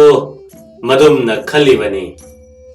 Yambung Maharaj tasu hangatlabani iton sanakhya nongmai gi lana se laplau lumphuni nupa thokte haina khanjai thang paiduna yanabana khetri machagi nupa thokpa lani khanjai nangna hairibadu yamna chummi adubo hauzik kan gi lalong de bom top nongmai gi lani khulai sing asina Pirangi British na awalay bakyaw na Bharat pumbaloy chan kribane matungi lan na di thang ta lirung te na si pang na sijinararoy ado isay bungo nang na thengnarakpa atay di kari kari layri aigya jilada Ingres lami masing yam na hengale haina hawi aduga aigya Count Lali haiba amagi mini Laisraba Hazari gi marupni haiba ama thengnajarakhi mahak Chittagram dagi lakpani numit kharani gi manungda Manipur yorakani Hazari da magi pot khara pura I tambiyo hairakhi ngarang hek thunglabaga mangonda pau pijakhrabani madugi wafam khanagadauri nangsu yawko asi haiduna makoi marimak top karot ki manungda kamada changkhi asomda sana sangai nungda yambung maidingu chinglen lan thaba sur chandaga changmin nakhiba manaw humakna nungthil chuppa leiduna mayamung Tikendrajit senapati gi mathakta wakalame maroina paka sana sagol hanjabana mayamung ningthemda hangalame Yambung Maharaj Yambung na Manipur gi ningthone aikoina ningthauga pokminnaba manawne adubu Manipur prajana aikhoidagi hena mabu bebhar tawi aina ningjabadi prajana bebhar tawbase Yambungdagi phawba mana henbra khanjai agent sahib matai manawna so mabu hena lumna lobu oina tawi Yambungna mabu khara yengsenbiba phai kari su tawroi karimata nungsa thiganu paka pabung sanakhya gi sana yathang nachin nanau mathang manau kaidana palu haibadu nayamana kaidana ngakle Yambung yengbiyo magi shakti nong manong magi hengalakle aduge Yambungna karimata thausadana leithokpire Yambungna ningaidana leiringai makoina phambal lan langaraktuna Yambunggi phamban mun kiba yai kari haiba phambal lan haiba mayam baigi phamban kannabagi damak mathwai khubak ta haptuna lan thengnakiba langarak peito libungo bora chauba mazai bungo wangkhairak peibungsi jugindrabu maithiba pikiba inau koirengna phamban langarak pa madu khak oiba yaroi adugi mathakta ipu thangal khoisu leiri kari amata nungsa thiganu aduga makhoi haibadi kana kana aigya Yamung Kulachandra Jovaras Yamung Koireng Senapati Angau Sana Jila Ngamba Aina Tajabadadi Makoi Mari Tattana Unai Watanai Hai Paka Machin Manao Unababu Kari Tauravage Nakoi Sho Aiga Unari Darkargi Matungina Makoi Aiga Sunai Yambung Magi Ka Henva Thabaksing Yambung di una udavani Yambung da sukhang hangattana Pirengi lalon ba amagasu lona unai hai Aduga Pamban landa maran lairaba tangkona chingba magi manai achanbo oikhrabani Pai ai yenge Maral bu lairabadi matik chana warakani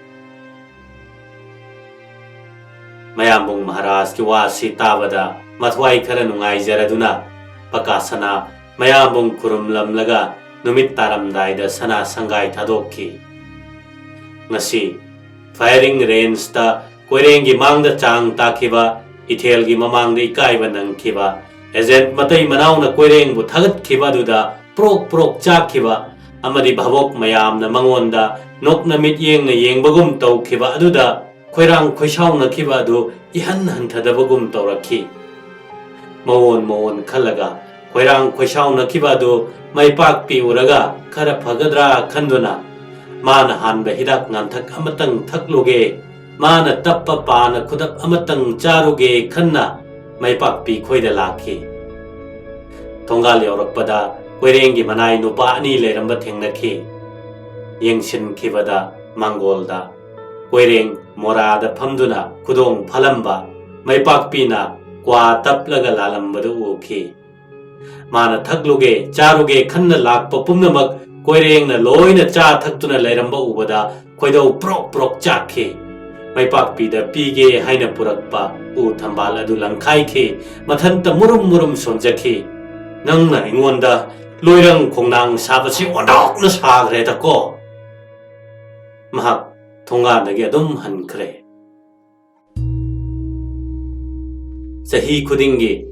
Lamda Thangza Ahan Benumita Saroi Kangbagi Matau Mangam Pangthok Lava Matungda Maitei Sana Konung Pandit Loisangda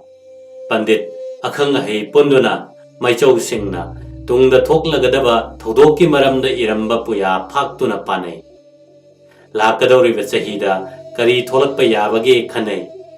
Levaki Patanungda Thorakadava Lairavati Madu Panaba Karamba Ira Thoni Taugadage Tane Madu Sajibu Leithong Patpanumita Pangthokne Asigumba Puranda Hairamba Wase Praman Panthai Paukhongum Tawi Kangbada Wai Thoklaraba Matungdata Si Oire Haina Kangne Asumna Maidingu Kulachandrana Manipurgi Pambanda Tha Taruk Surakpa Lamda Thagi Ahanba Thangjanumita Puran Pabada Puran da Yauramki Sa Mamangda Angauba Makok Kengani Adugi Tungda Lebak Mara Tapkani Silem Pat Maril Punbada Moirang Khom Leipung Lupkani Haying Khongbanda Kaithen Karani Izam Yai Champat Chungani Chinga Paikini Maitrabak se Nong Chup Nong Pok Pauna Yosing Yot na Leng Bagum Paureng Leng Laba Matamda Maitei Praja Wabana Kham Kengani Chaningai Leitaduna Lebak Hotuna Chagani Hau Ngaugani Guru Gilampakta Ningthau Macha Marifutara Hatuna Sigani Madugi Tungda Lebak Ingani Asina Chingba Puran Pavataruba Yamba Selungbada Lalup Chingbana Haiki Yamba Selungba Nahan Puran Pavada Puran da Yawi Haibawa Amadi Chumledo Kari Wanone Lalup Chingba Makoyani Sana Konung Nong Chup Thong Mayada Thangabat Mapanda Leptuna Manipur Labor British ki political agent ki Laifam Konthaujam Yumpham da Labor residency ado Maina Tumna Chakpado Yengna Wari Sarami Aina Haijabadi Puran da Yawi Haiba Sa Mamangda Anguba Makok Kengani Haibadu Chumle Haijabani Hoi, Urangi wadi thoklaga khangi haibaduni. Nangbu hojik kadomdagino. Aidi gora makok mangadu nungoi bi chanba yauzarubani. Kamesongi makok ado sira phawbada masak to thokna nungsigidre. Ngakchau thiekbado sangling bagi kutta taduna mathwai kemedo. Marai baktum phai. Bisar tawduna sangling bada sinakiba matik hek chabadi nong magi macet kaktuna hatkadabani. Awoiba makni kayam chauthokraba kayam mangakkan kraba maitai aikhoi asibu kayam musetkidraba aikhoina mabu aikhoi gi lebak asiga tithini haiduna kangma mejar bu mau tana thaduna oklu watanatana manao ibungo senapati so maisna mejar ga loidana awang sekmai da wokloi lamthong khuding ghot chapu lafu chu yungduna dup thomai thanduna mangol tawe adudagi su hendoktuna sirjut masamak thoktuna sana thongda leng thoktuna lebak pummaga loinana salami top tarahumdoira kaptuna thari bane aduga konthaujam yumpham residency da darbar tausi edana kauraga sirjut kaloinana manao ibungo sing amani lebak ki angamba sing pumba thongan da changhandana pung ahum leptuna lehanba ngaiba waraba jobarasna sana konungda hankrabada Mamaida Zubaras Yaudrabadi Darbar Tauraroi Haduna Tokpa Aikoi Ning Tobo Asuk Yam na Chopan Basidi Aikoi Maitai Haiba Zati Asibu Sitabani Zati Asibu Yam na Hantane Yengbani Magi Bevarasi Saukat Pasabata Webagi Zat ki Bevaranate Aikoi Maitai Lebak Manipura Sibu Maning Tambalebak Natabrane Sahib ki Minai Naithang Weraba Lebak Amara Lalup Jingba Aikoi Maitai gi Zati di Maning Tamba Zati ni Mikha Ponba Yadavani Iraipak Manipur Maning Tamba Lebak ni Sahib ki Marup Oiba Rajani Sahib Singh Asina Marup Oiba Amadi Leipak ki Atithi Oiba Duda Makoi gi Sajat Lakchat Aduna Dos Laukidabagi Watane Lam Helaktuna Oidaba Wangang Laga Numidang Landaraktuna Mara Laitaba Tumliba Praja Hatpagidamak Chap Chaba Chairak Piriba Singaidana Aduga Magi Governor General Haibadugi Yathang Kameson Sahebna Purakpadu Swangakpani Aina Hajabadi Bungo Silungba Sirjut Surachandra Namabo Manipur Pambanda Hanjin Hanbiyo Mating Pangbiyo Hajaraga Sirjut Kulachandra Manipur Pamban Kabadi Yare Adubu Kuring Jubarasti Bondi Waina Zila Kharis Taugani Haibasibu Masibu Karino Kuring Jubarasna British Sarkar gi Kari Mang Nava Taugiba Lairabageva Manipur gi Ningtawasibu Makoina Hapra Manipur asi Makoina Loi Chalaba Makoi Makada Laiba Laibakla Nadrabadi Maning Tambalebak Amagi Jubaras Amada Atopa Maning Tambalebak Amani Yathang Piba Yabra Haibane Manipur gi Ningtau Lebak Prajana Hapani Makoi British na Hapanate Ningthau Oiraba Srejut Kulachandrana Marup Oiba British ta Ningthau Oire Khangbiyo Haina Pau Pibatani Madu British Sarkarna Khangle Haibatani Manipur Maning Tamlaba Lebakla Nadraga British ki Makada Laibra Haibu Wafam Asi Jobras Koireng Masamakna Hangke Maduda Kameshana Chingba Makoi Masamakna Ning Tamliba Lebakni Haina Kumkibani Madu Tabada Jobaras na Hangki Ning Tambalebakmada Atopa Lebakamana Yathang Piba Yabra Madu Kumbangam Kidavani Aduga Ibungo Selungba Kameson Saheb Haibado Minamba Sungangido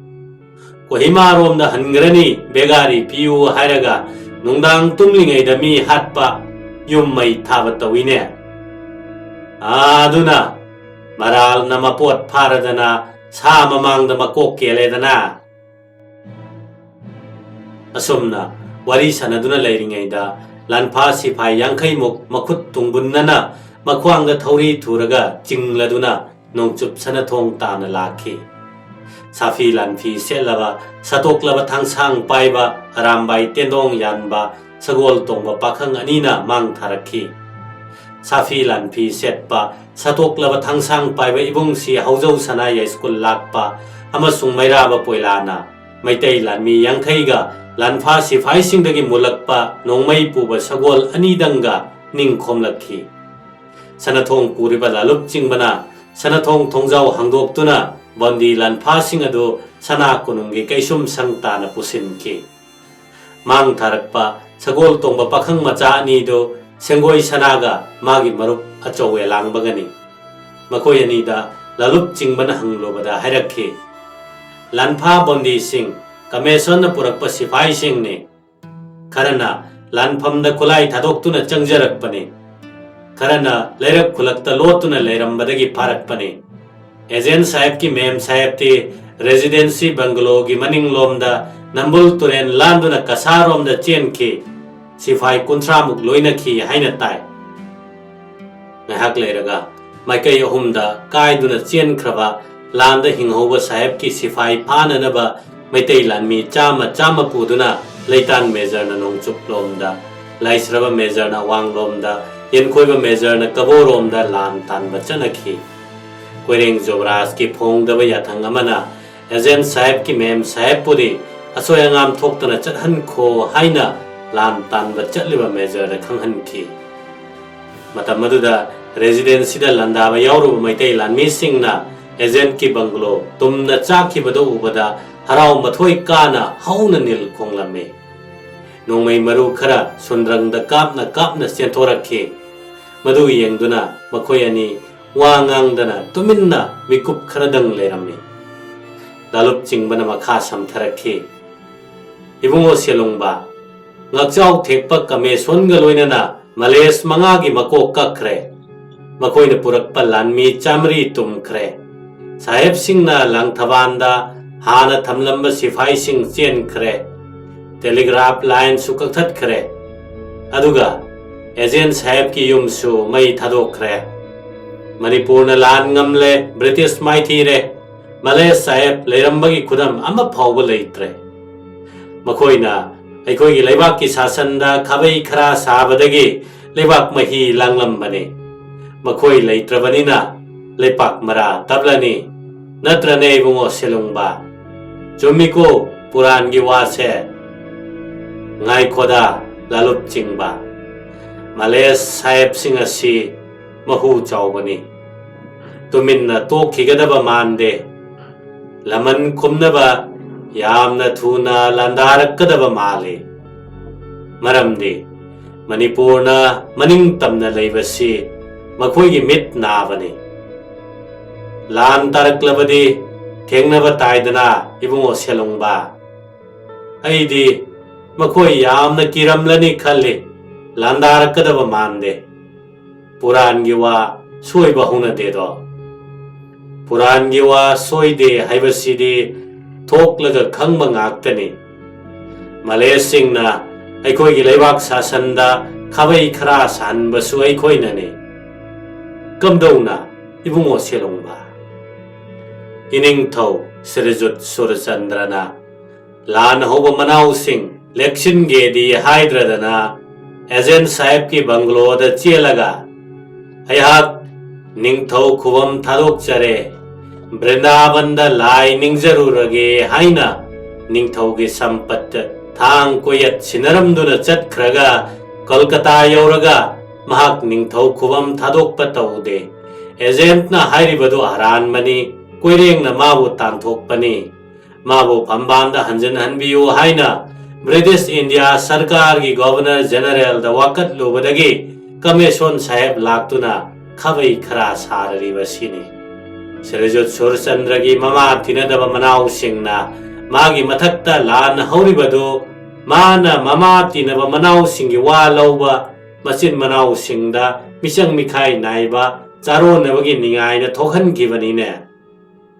madubudi chummida yama selungba aina yamna khangningba wa malai khanglabadi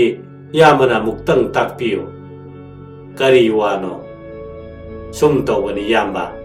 Commission Sahib lakadaba nong manini walingaida zobrasta telegram ama lakhi hai मसी अचुम्बरा कनाना थारकपनो करी हायरकपनो खंगबीबरा चुम्मी आई खंगे जोबराज की मरुप अमना थारकपने मरुवलदे कैजाव अमा फागदौरी हायरकपने अदुनदे कैजाव असि जोबराजनी सोयद्रेदना पुराणगी वागुमने थोकलगा तखंगबा याम सेलुंगबा पुराणगी वा अतैदि करी करीनो याम ख्रपोने अरुबन मताइदा अनैबन मयाइदा नुंग ताउने लसिंग लुकने चिंगा पाइखेने मैतै मचासिंग चानिंगाई लैतदुना लैबाक फोतुना चारने याम ख्रपोनिदा चुम्मी चुमदे खंगे हैरबदी कुइना पुंसी बताए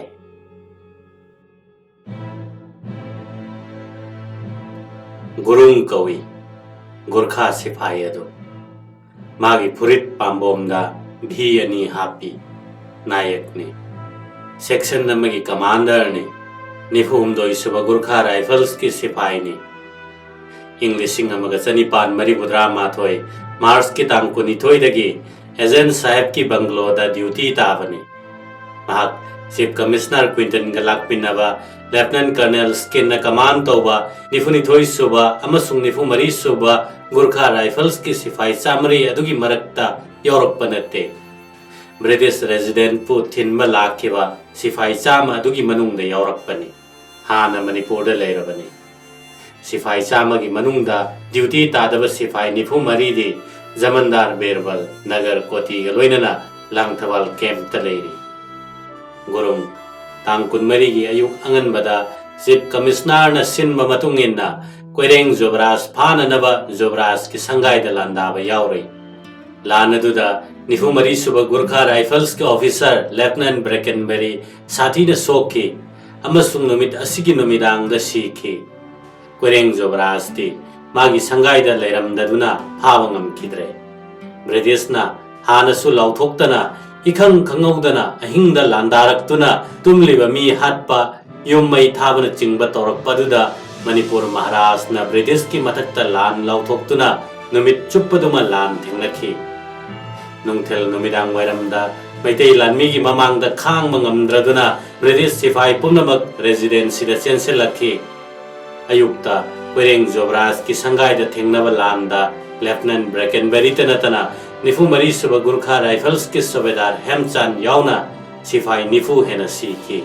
lieutenant लोगार्ड का लोइनना सिपाही तरा मरी सु साथी न सोखी गुरुंग न उखी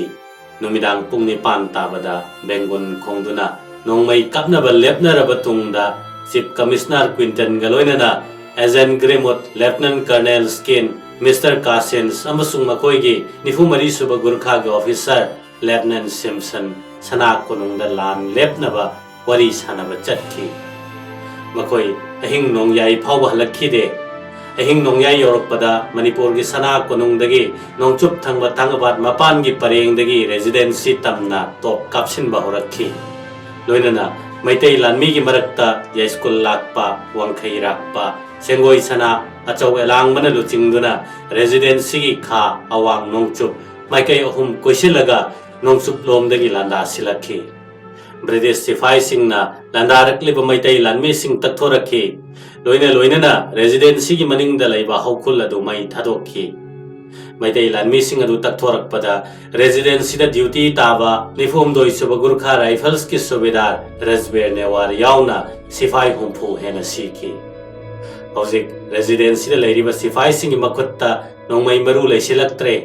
सना कोनुंग लोमदगी लेप लेतना नोंमै टॉप कापसिलै रेजिडेंसी इमुंगदा लैबा याद्रे लैनुंग कादा इथेलगा लोइनना खुलाइना सोक्लेबा सिपाही सिंग लैरी मैतै लानमीना कोइसिनबा होरक्लबदा चेलहौबना फरनी खलदुना कांगलुप मचा मचा खाइदोक्तुना मैकै फांगना चेनखी अहिंग नोंगयाई मतुंग पुंग अनि ताबा मतमदा ब्रिटिश ऑफिसर अनि लेफ्टिनेंट गार्डन अमसुंग लेफ्टिनेंट लोगार्टना गुरखा सिपाही कुंथ्रा खक कैंप फॉलोअर मी चामग लोइनना एजेंट ग्रेमुट की मैम साहेब इथेल अमसुंग अशोक सिपाही तरा तरेत पुरगा रेजिडेंसी की मनिंग लोमदा थोरक्तुना नंबुल तुरेन लालगा कसार ताना चटखी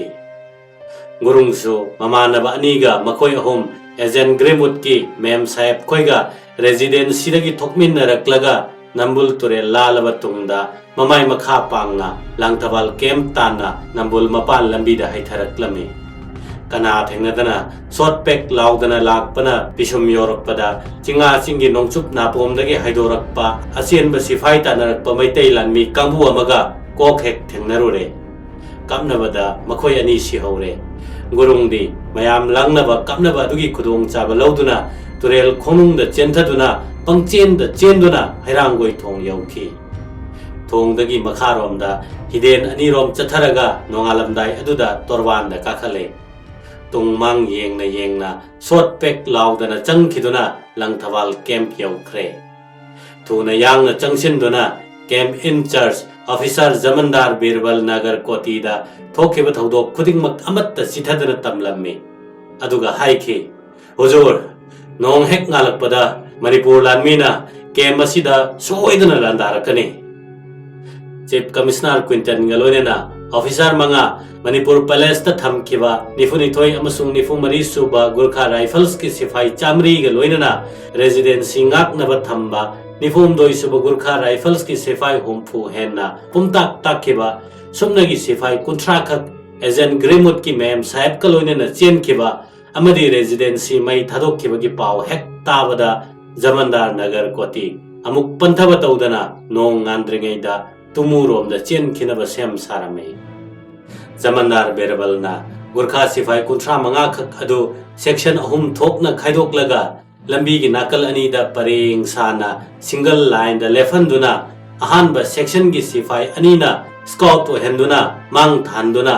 mathangda ani suba section na sorok kya to panakan amada zamandar masamak amasung magi tungda pot puba kuli mayam adugi tungda ahum suba section na ning khomduna nayak gurung na luchingduna mars ki tangkun mangagi anganba ayuk aduda khonglei thuna double mars tawduna tumurom da chatki numit thoklaba matungda maitai lanmina camp aduda phuzilakpa matamdadi british ki sifai ama phawba langthawal camp aduda leiramdre koireng jobraj ki athang matungina yengkhoiba major na maitai lanmi chama puduna tumu lambida tengnopal phawba tanakhi adubu phangkhide lan leite haina sana kunungda pau thakhi mang thakraba zamandar berbal nagar kotina nifum doi suba gurkha rifles ki sifai kuntra manga aduga loinana tumu de thungduna matam aduda leiba british lanmi ki officer lieutenant grant ta manipur da thokhiba thodok pumbagi pau tamki lieutenant CJW grant tumu da leiba british army camp ki commander ne mahakna zamandar berbal nagar koti ki mafamda manipur da lanjau thokpa british officer manga phakhiba british gurkha sifai chamnga takhiba residency mai chakhiba amadi agent gremut ki nupi sikhrabra phakhrabra haiba khangdabagi wa tabada ngaihaktang phumbangna tuminna leikhi ningsing lakhi masak matau phajarabi mauna ha ithel gremut tumuda laklambadu thani phadri mahak nei thelbo ihan hek hana ubada thokhiba thodok adu ningsing lobada haiphet nokhi kanana khangba ejen gremutna magi nupi purei haibadi tumugi Burmese civil officer mayokna aingonda manipur ki british resident gremut tumudala I haina pau piraba aduda mabu unaba chadubani aidi Burma ki jungle da leiba pakhang bachelor officer ne aina seliba dress adudi casual ne nupa masel unabadadi kari su kaidaba adubu ladies sing unabagi damaktadi improper oiba dress ne aina gremut leiramgani khanduna makhoi gi yumthungpham pegoda adugi ka manungda hello haiduna changsilubada Mr. Gremutti leiramdaduna Mrs. Gremutna yes haina changsilakpa aduda ehak khang prek khangki sorry excuse me haramlaga thuna yangna handoraklaga ehak ai camp tana prap chelaga thuna proper oiba dress hongdoklaga mukhanna chatuna isabu sak takjaraga sakhang maikhang nakhi Makoi ani ado mayok aduga loinana tumuda koiraklambani. Makoi tumuda numit marini leirame. Ithelna tumugi una saba satrang maru singa mugagi pot kharaga aiga loinana leiminakhi. Makoina tumuda leiringaida aina hek ngamjaba makhai makoigi nungainaba honakhibani. Aigi phagida mahak thawai taana noksakhibani. Ningsinglakhi makoi ani aigi apikpa jaga aduda cha thakpa lakhiba. Umangda sangna khongna koiminakhiba. Magidamak aina mana pamba urei kaya hektuna magi mapambom thanna yansinbikhiba do ngarang to oiraboiningi. Mana haiki Manipurdagi mile marifudra taruk hena lapa Kohima nattaba hena nakpa mile humpumanga khakta lapa mafamda aikhoigi misak ama leiramba sidi aidi honthok na nungai jakhre. Ngasisu wahi edo tari. Aihak nongma more thanada leiba makhoigi thungpham aduda chatloi. Matam aduda mahak cake saduna leiramme. Aisu manakta changsinduna cake sabado yauroi. Adubo aikhoina saba cake ado musuk muna katheklame. Mr. Gremotna cake ado sum kaklaga aikhoi numit kharani di maital leidrabasu yarani hairami. Magi wadu thawairudana ithelga aigadi cake ado adum kaktharami. Mamaida mayaida yawba saruk ayambadi saba yaramba thingnaroi. Madu machet ama kaktuna ithelna Mr. Grimutta saduna yengu haina pirami. Aikhoi ani su sarami yamna haukhre. Mr. Grimuna so yamna phare hawin he hairami. Makhoina Manipurda halamdaida ithelna ingonda hairami. Matam khara suti lauduna Imphalda koiba lakpiyo. Loktak patta nganu kaminarusi. Kadaida kaidongai Grand mangthawnare. Ithel nangbu chen kiduna kasar yaurabra natraga phakrabra natraga sikhrabra. Manipur Palace ta phaduna thamkraba officer sing aduna kamdaukraba. Mrs. Gremot kadaida leikhre karimata khangma ngamdre. Mabusu phaduna bondi thamlamba yai. Adunadi aihak thunamak chatuna bondi sing adubu kalludaba yade ithelgi mateng pangludaba yade. Asumna lepladuna pungni funipangi manungda langthabandagi tumu tana chelakhiba nifumdoi suba Gurkha Rifles ki zamindar Birbal Nagar Koti ki paw adu Lieutenant Grant na telegram tawduna Burmada leiba British Army ki headquarters pumba yohan ki.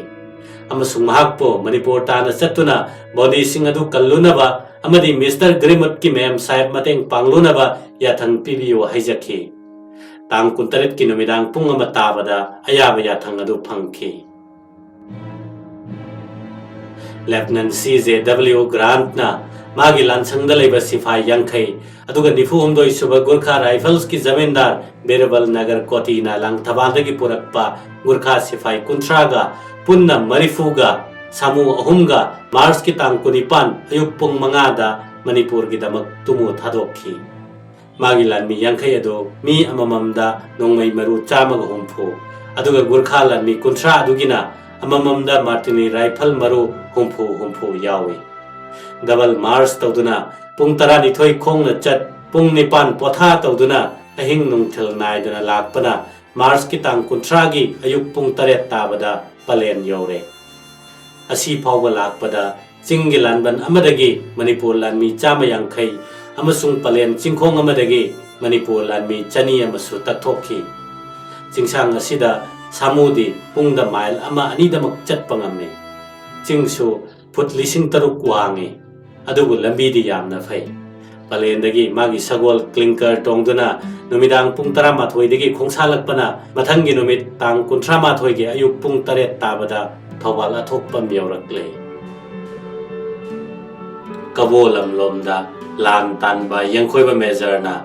lang thabandagi chen khiba British sifai sing aduna lanjaba chatkhiba sangba subedar maibia zamindar na chingba nupa manga phaduna pukhibata natana langa theldagi su nupa yankhai phaduna begari hoina khi haiba khangba ngamki.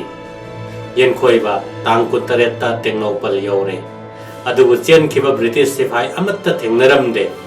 อดูนะสนากุนุงดาลานเถงนเดให้นาเปาโยคีเย็นคอยบะนะเต็งโนปลเดลันบันซาดุนะเลยโหระกาไลสระบะฮซารีโบโลกเจ้าตานะลันจาบะจัดหันคีโลกเจ้าดาตางกุนิปานกินุงเทลดาฮซารีนาตุมูดกิลันการักปะบริติสลันมีมายามดูโอคีฮันดุนะยังคอยบะเมจาดาเปาปีคีฮซารีโบสนากุนุงดาเปาโยนะบะอามาสุงลันมีทอมจินบิรักนะบะหังกัดหันคีสมดาตางกุนมาปันกิจักจามังดาลันการักปะบริติสลันมีกาไม่เตยลันมีกาเต็งโนปลดาปุงไคอมารมอกันบาลานเถงนักคีอดูโบคุไลพะเวเห็นบะบริติสลันมีนะลักเจรักตุนะมากิเต็งโกนะอาชีนะยอร์กลบดาคงเลยทูนะปะเลนตานะฮันโดรักคีอดูกะจิงโกนะมาดาสนากุนุงดกิทอมจิลักปะลันมีจามารมกาไม่เตยลันมีจันีลันบันเซียมดุนะเลยคีตางกุนทรากิอายุปุงตะเรตตาปะเลนยอร์ปะเลฟนันกรานต์นะลุจิงบะบริติสกิลันมีเต็งโกลาดุนะปะเลนจิงโกนดาลันบันซาดุนะเลยริบะไม่เตยเต็งโกลกะอกันบาลานเถงนักคีคุไลพะเวเห็นบะบริติสลันมีนะลักเจรักปะดกีไม่เตยเต็งโกลกายดุนะเจนคียังคอยบะเมเจอร์ไม่ทีระบลันมีกลวยนะนิ่งหันคีไม่เตยเต็งโกลปะเลนดาไม่ทีบกิเปาสนากุนุงเยาวคีโจยอระบะบริติสลันมีนุงเทลดูปะเลนดาปทารกะอหิงปุงตรามาถอยตาบดาปะเลนทัดกตุนะทบาลตานะจังสินคีไลสระบะฮซารีนะโลกเจ้าดกิบริติสลันมีนะลันการักปะเปาปีครบมาตุงไม่เตยลันมีนะเต็งโนปลดาอมุกมาทั้งดาปะเลนดาอมุกไม่ทีบกิเปามาทั้งยอรักปะ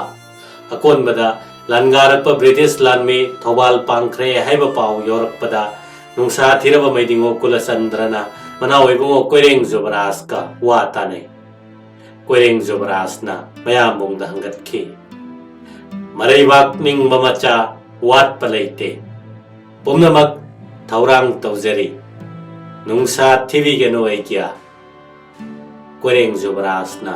ทวาลลานงักนะบะทารักปะมันเอาไว้บงโอเสนาปฏิไม่ปักสนาวังไครักปะทรงทำมาจ่ายาปุเรลเมเจอร์นจิงบกิลัตตาอัตย์นะเลลงดลันบันซาดุนะเลโอระกาทรงทำมาจ่ายาปุเรลเมเจอร์นะไม่เตยลันมีจหุมกาทบาลตานะจังสินดุนะอารมณ์ตุเรลกิเยตทั้งบัตรวันดะเลยบักคงบานอามาดีตุเรลกะไตนะบะไม่ไกมารีมักตาเลยปัลนักขัดไปอิงโคลมนุงดาไม่เตยลันมีทำดุนะลานลมหันดุนะลันการักปะบริติสเตงโกลง่ายดุนะเลยคีอารมณ์ตุเรลทักตะซาบะอิมพัลสนากุนุงตาบลัมบีพาวนะบะทงอดูทรงทำมาจ่ายาปุเรลเมเจอร์นะไม่ทัดโอคี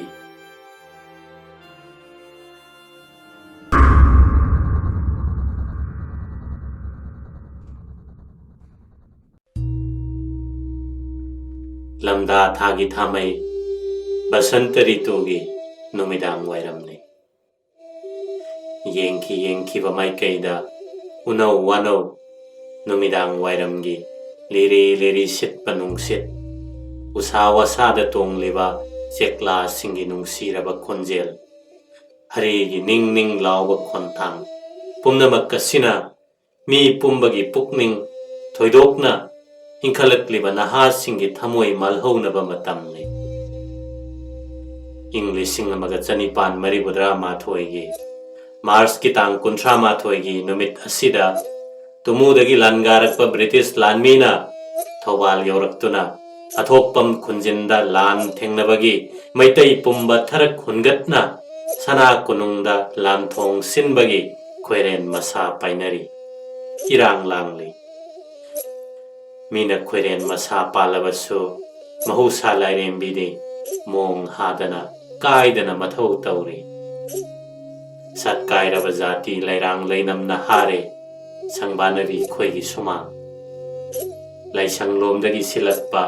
ไลฮาวไลนำปูระบนุงสิบนะไลนำอินอดกะฮัลเลสังบานวีโซมองหาดนะมาทาวตาวรี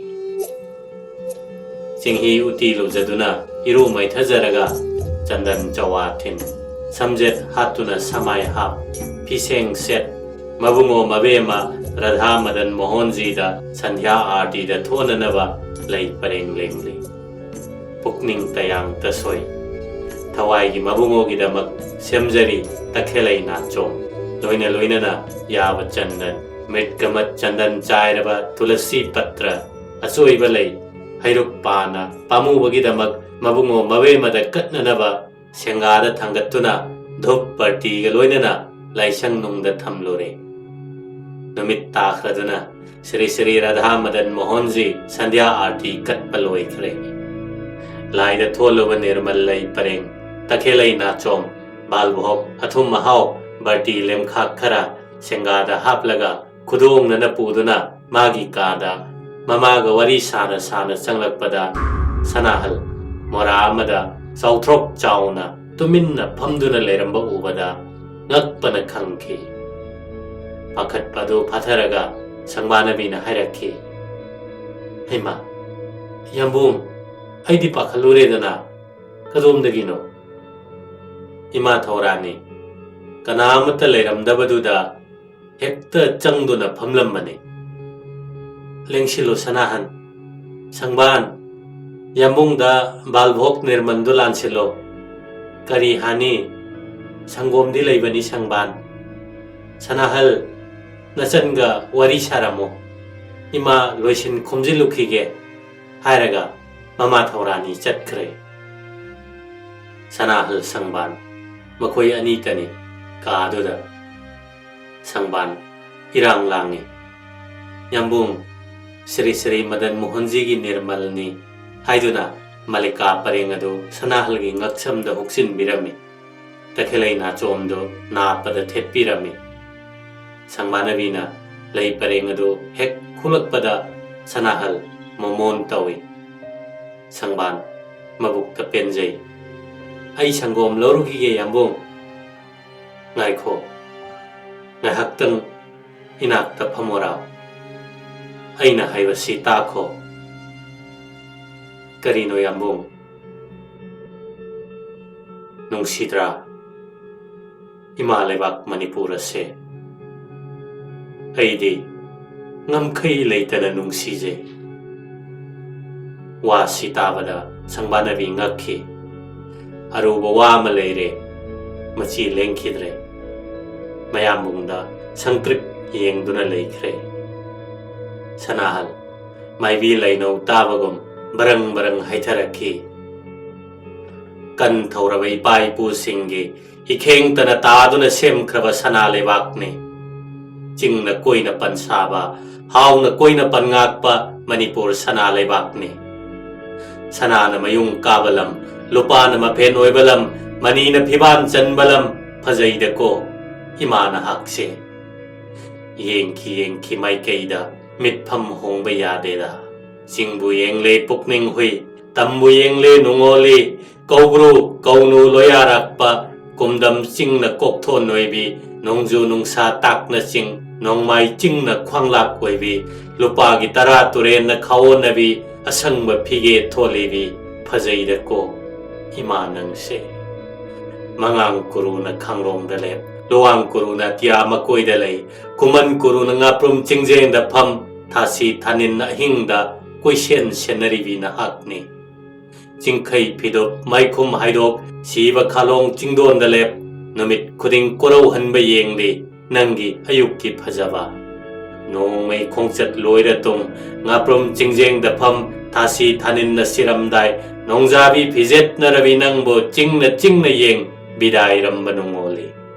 inung ngale kwak kilan bau sille saroi tetu khongle sora ching napom taina sanagi dolai tongduna atia sungdai phauduna patyu sek sek na nillabi loktak ipak lalak pakorau hanbana atia da laina lai janung da iruptuna sanariba pukning huri kanagi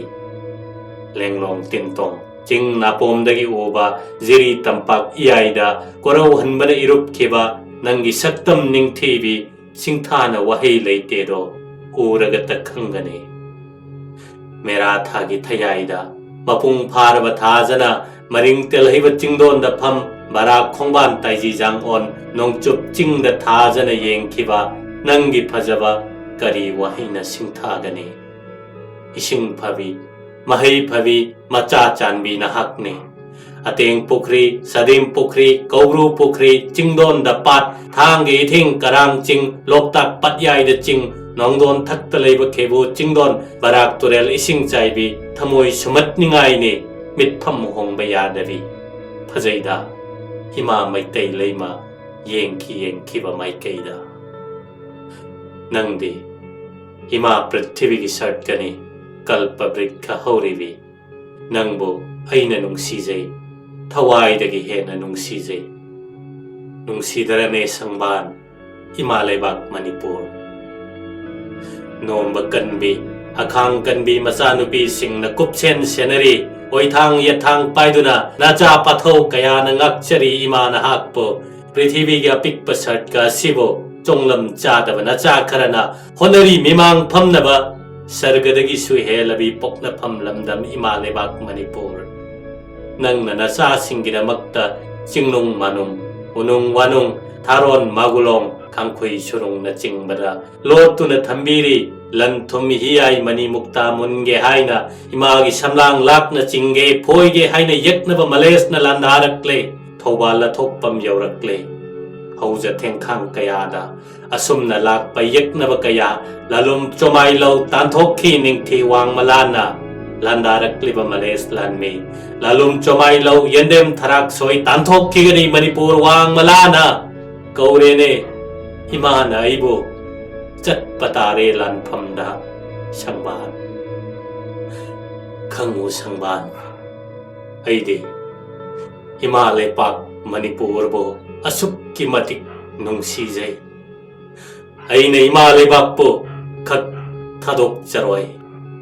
Mathanung da pokjabani, matambak da chaujabani, aigi irik kuding Himalay-bak ki sing nungsit layhaw ni, magi damak hingjaba, magi damak sijaba, Sengoi aigi wasak ni. Lanpam da thawai thabadi, hainay lep na sarga kai.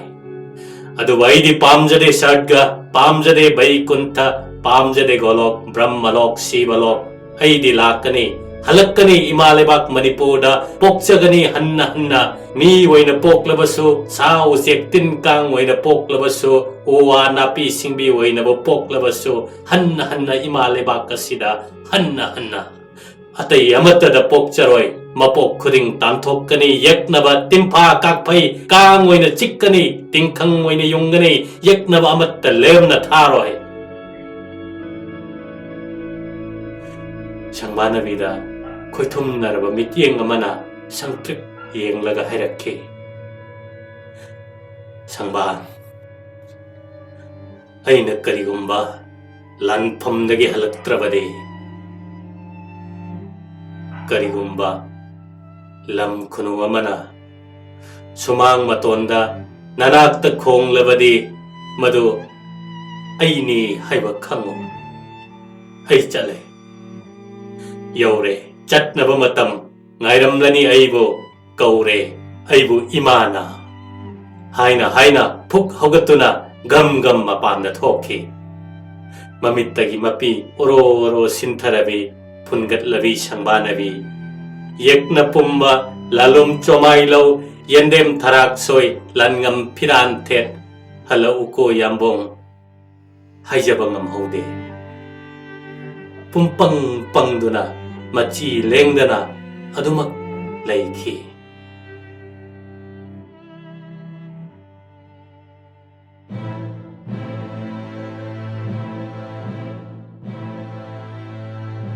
Tumurom-dagi langarakpa British lanmi singbo Maitay lanmi na tengnawpal palet mafam ani sida tingbang amdaduna sana konong lomda sangsilaklabada nung sa thiraba ningthem kula chandrana Sagol paujel thaduna Manipur gi kaithel singda sanaya thang lauthokhi warolde Maitrabak ki nung sirabalebak masasa yeknaba malayasna aikhoi gi ireibak talandarakle masing langam draba phirangi lanmega thawbalda kan balan thengnari maikai ahumakta yeknaba lanmi thomjelakle iraipak Manipur gi ning tamba singnarakle Iraipak awabada tare Iraipak Manipur gi ning tambangak naba leibak praja kannaba imagi athauba macha pumba chongthoraklo imana kaure na khoibo pajeng phiral theningdra kamen chatpa setningdra resam purit litningdra koji tal siningdra pamdabra marai pakning mamachani sonaba leibak praja gidamak Sri Sri Govindaji gidamak thoraklo law aphangba khulai paiduna ima leibak na kaure ne na khoibo asumna pung thinduna ningthemgi sanaya thang lauthok pataraba matungda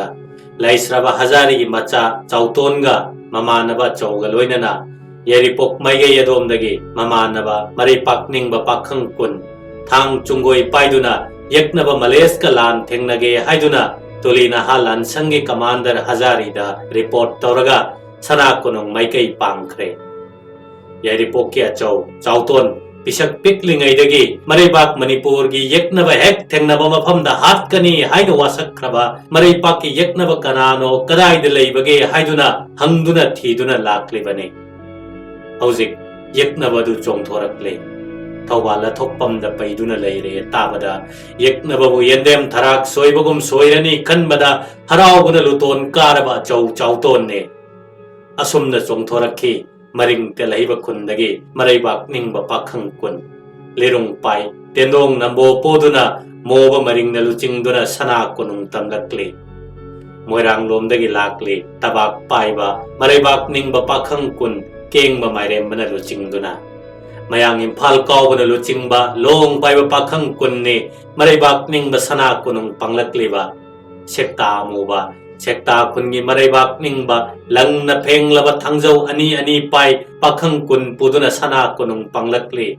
maraibak ki yeknaba kadaino thiriba takhen thang paiba pakhang kun lusingladuna maklang tomba thunglare kangla sana thongda maihum morok paujel phangbada maitan araba khongnet nabagom lakhe punna lauminakhe chalo chasi maitai punnamak kaurene imana na khoibo pumnamak tinaduna haisiko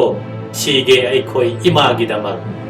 mangda changselo ninghannagano yendem tharak soi lalum chomailo thangsang khutta pai chungoi jagoi sa yekna tansi ningti wang malana chalo chasi maitai pumnamak kaurene imana na khoibo lakliba kangbo pumba sigilu chingba chauton achau moba maring kengba mairemba mayang imphal kauba sekta amuba maklang tomba pumnamak sanahal sengoi sanaga luna chana tinaba marup ngaktane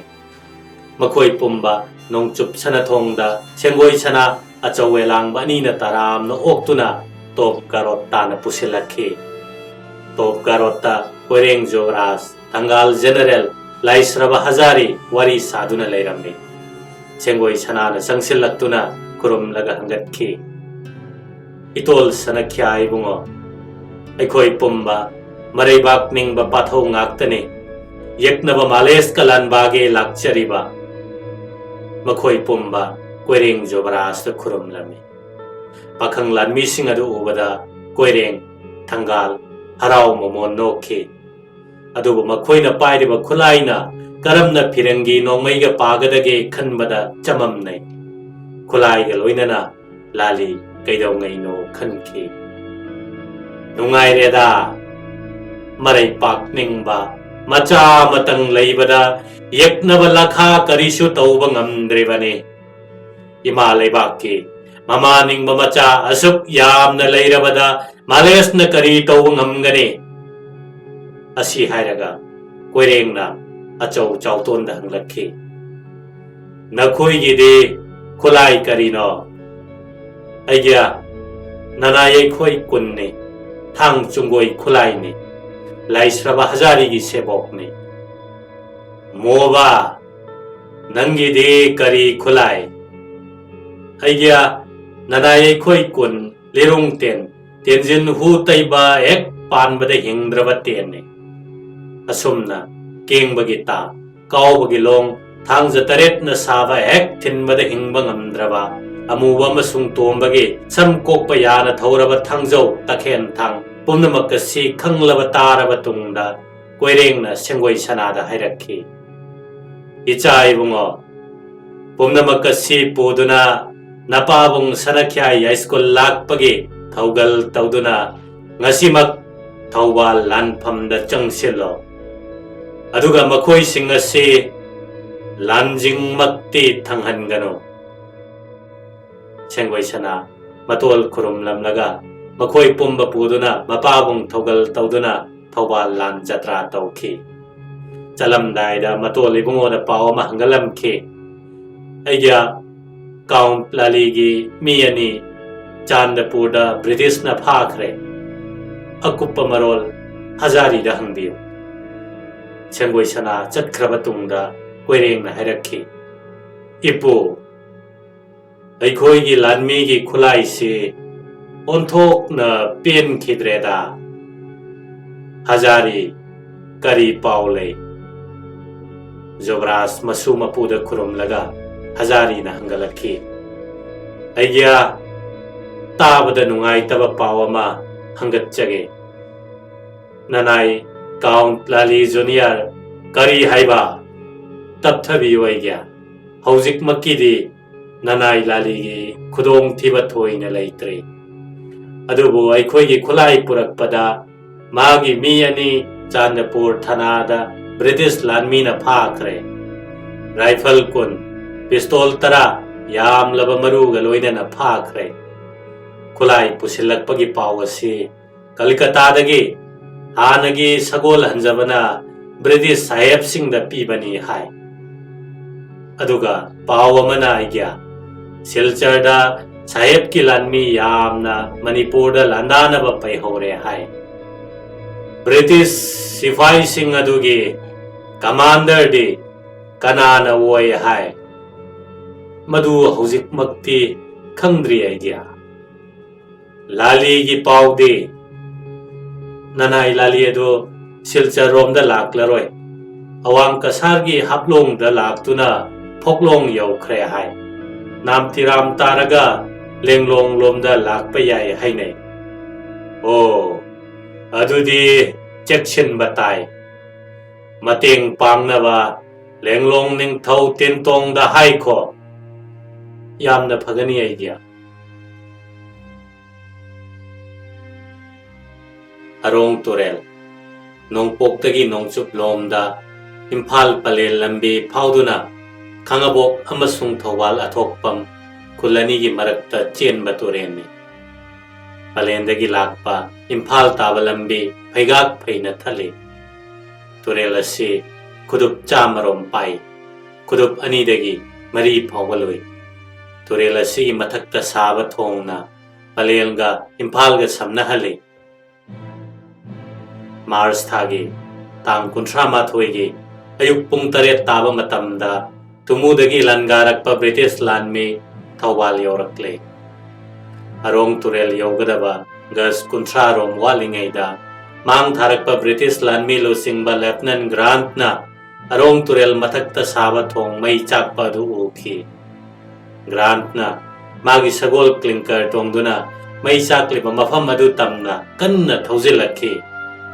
Mahakna May saklaba thong adu nagsilakpa matamda Turel gi laymay da layba khongbandagi Amasung Turel ga tainana layba laypan wang na khagatpa ingkol amadagi Mangunda nung may kapsilaki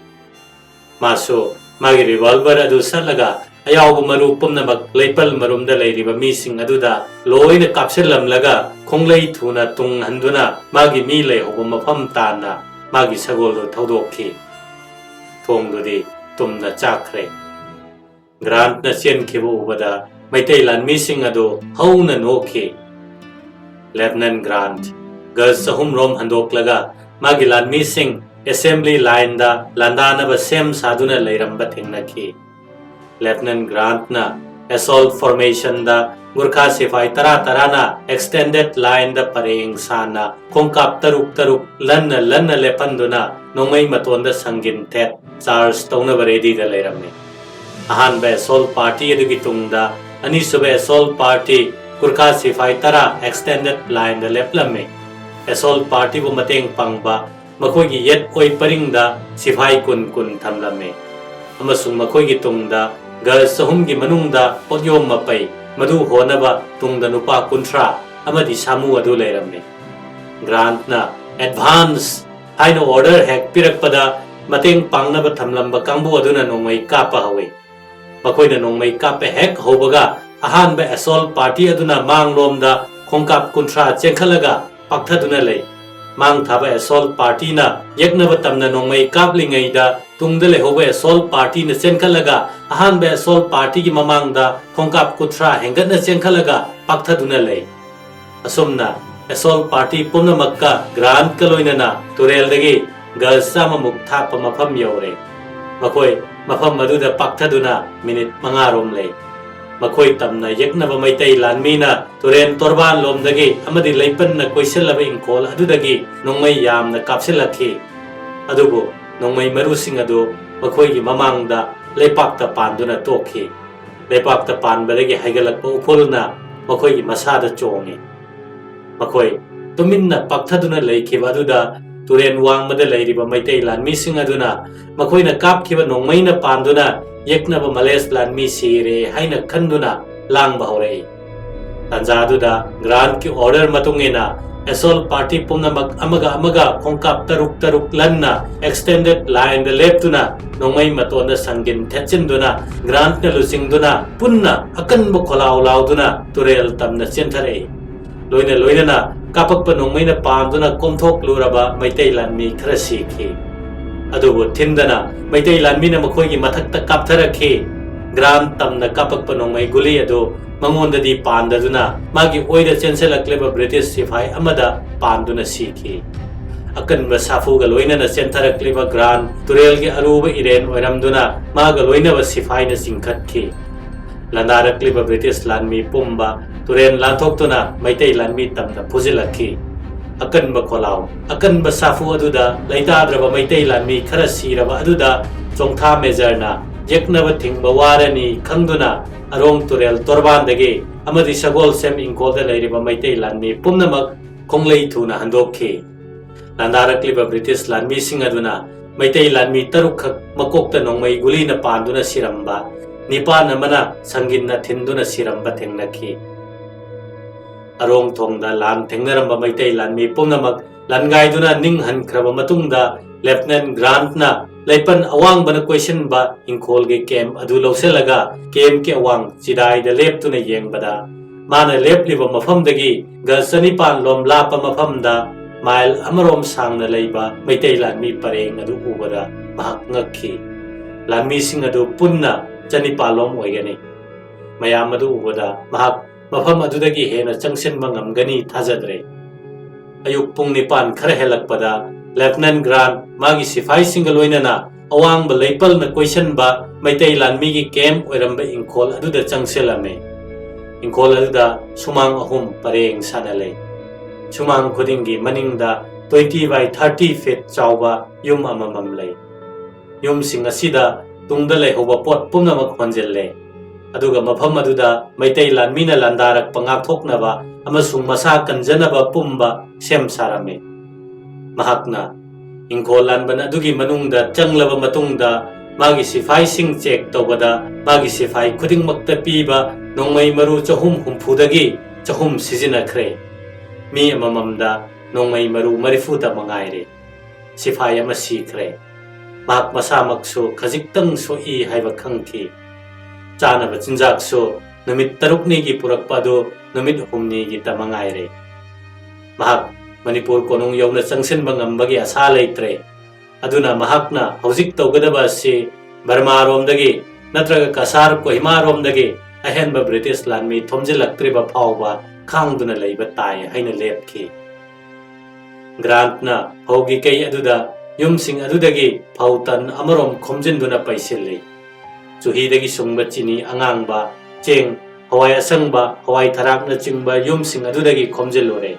leipal na question ba ingkhol adugi akoibada yum amadi uwa narak mongsong napi singbi yanthatuna loina mai thadoklami leipal adu phut ani dagi mari phawba wangi phut ahum makhai thai madu phare matik chare haina loramme mahakna mafam chaba yengduna matik chaba santri post thamke asumna lan ngaktuna maitai lanmina landarak pangaiduna leikhi chongtha ya purel major na magi maitai lanmi arong turel torbandagi handokhraba tungda amuk khanna ingkhol adugi ani suba leipal pareng da punsinduna British sifai sing adu tanthokna bohonakhi adubo British sifai na yetlomdagi kapsilakpana changsinba yadraduna konglei thuna handokhiduna panthoibi kaimai thi ching yauki British lanmi sagol semgi ingkhol da leiki Grant na magi sifai sing adu half ration haibadi atagi tal tangkhai amaga hawai ga pijai mahakna turendagi pharak palam nganu aduna ahing adu lenai yeknaba singna amuk khana landaraktrabada ahing adumadi ingna lerami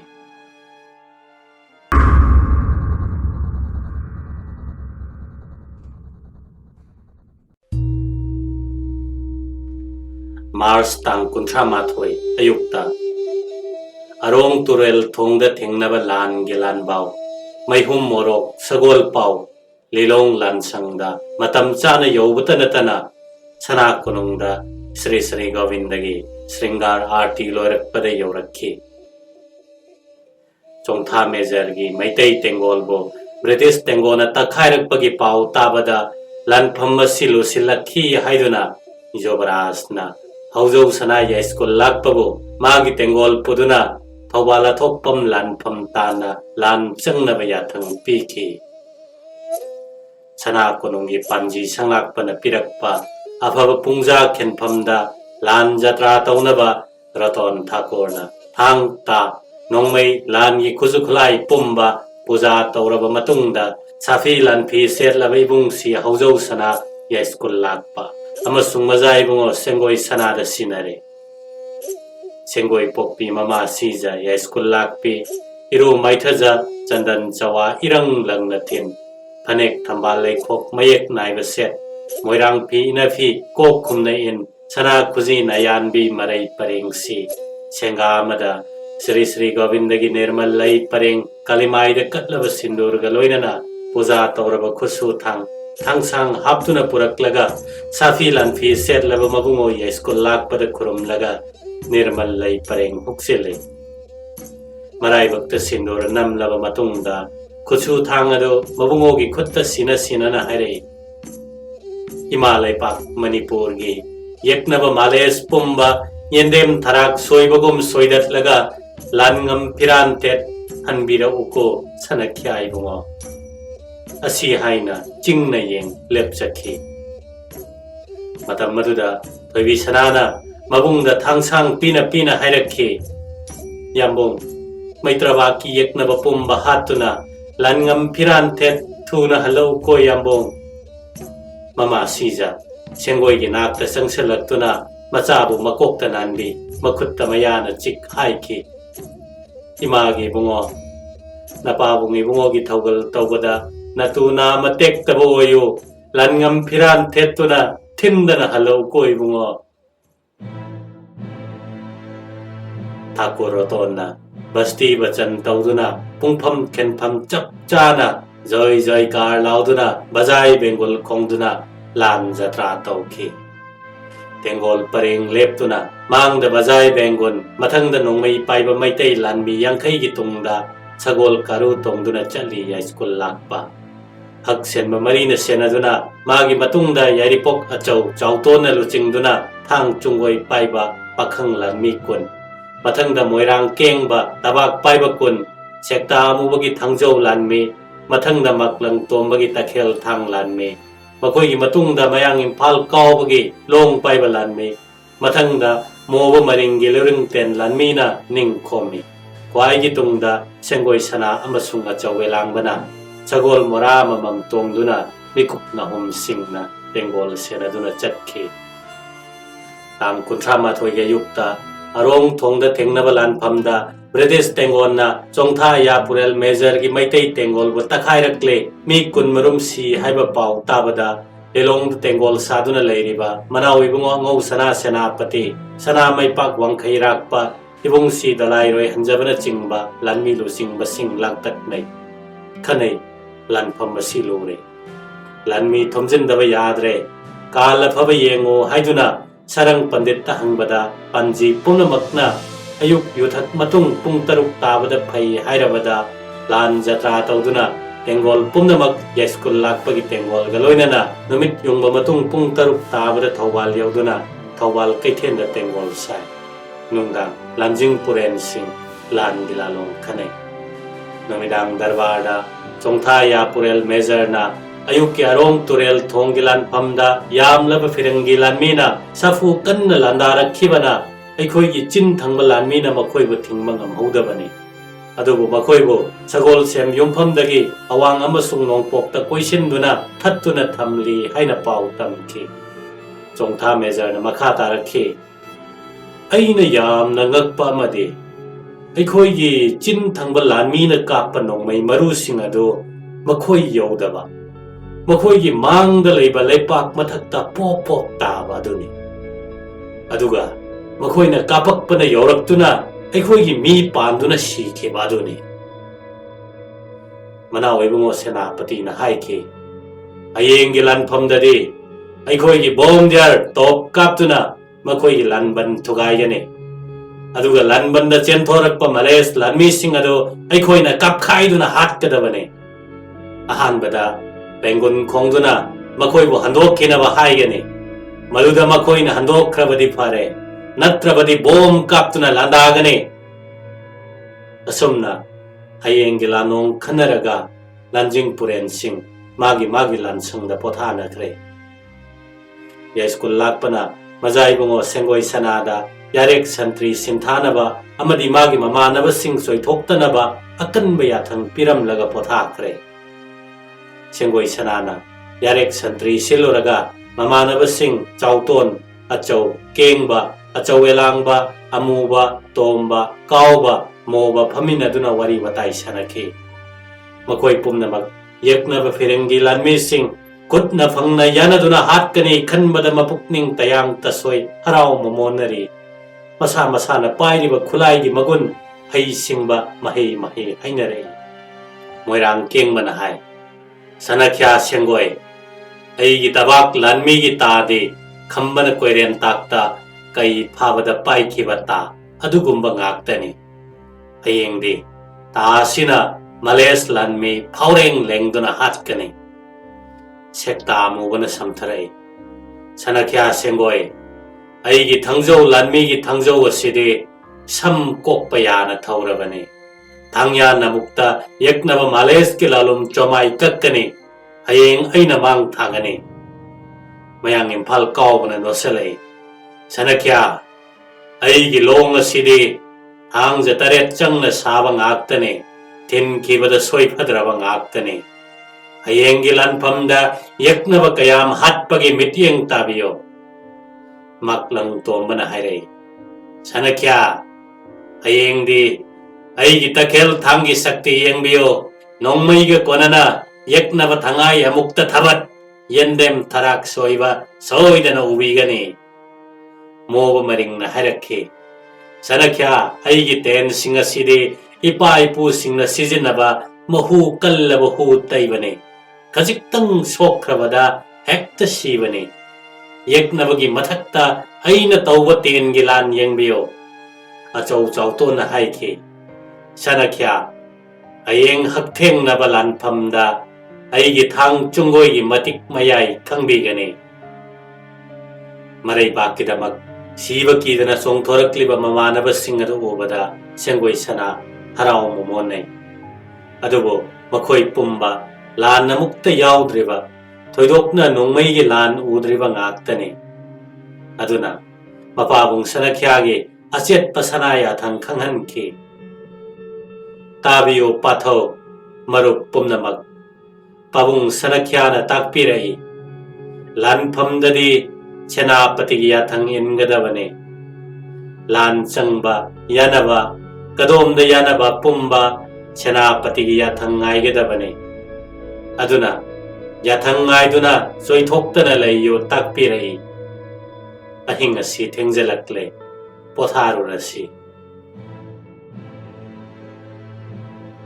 April ꯇꯥꯡ 1 ꯏꯅꯨꯡ ꯉꯥꯜꯂꯤ.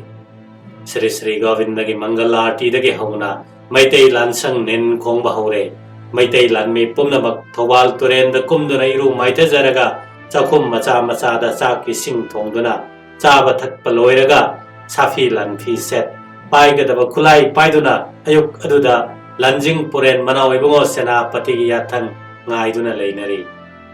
matam masida senapati ki yathang matungina maisnam kairungba amasung narengba lalup chingbana bomdia top ani do tomjing chingdon da chingkhattuna khillaga saheb ki lanbanda nisan tawduna thamle adugi tungda senapati na pengun khongbadu kauraga haiki nakoi hankro haina pengun maron na haiko kari khumlak page tamorao pengun khongduna marol haikre pengun hanna athokpam lanbandagi khonglakhi marondi maitai nakhoi ga lan soknabada ngammi ngamde khangdana hanba honade nakhoi dum hankro saheb ki pengun marol senapati da hangale senapati ki yathangna kurak adu da bamdiar ka pahokhe loina na ya school lakpana lusingduna chongtha measure mairaba poila yen khoiba measure athokpam lanbanda landaki maitai lanmi singna athokpam lanban akoibada ga satruptagi hena naksaluba ngamde ek naksalubaga lanbandagi nongmai yamna kapthorei ga satruptagi hena lapthokhibaga lanbandagi nongmai kapthorakpa lepki aduna maitai lanmi sing ga sanipan lakpa mafamda handokki adubu nongmai kapsinbadi leplamde adubu nongmai maru sing adu arembada mangduna toi tomjingdagi maitai na kapakpa bom adu British lanmi gi kokthak lana pai khiduna maikhu mapai amaga loinana machet kaya thokna pokhaiduna lanban manungda tai bom amana British lanmi leiriba adugi mamang makta da tai na pi chabul lama mai chai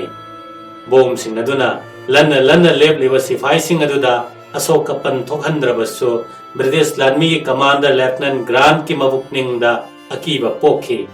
adubu top ki makhol adu bom gi maikhu ubada top adugi asanba ga samapandagi samapan humbudragi manungda oigani madu martini rifle maruna yobangam gani haina khangduna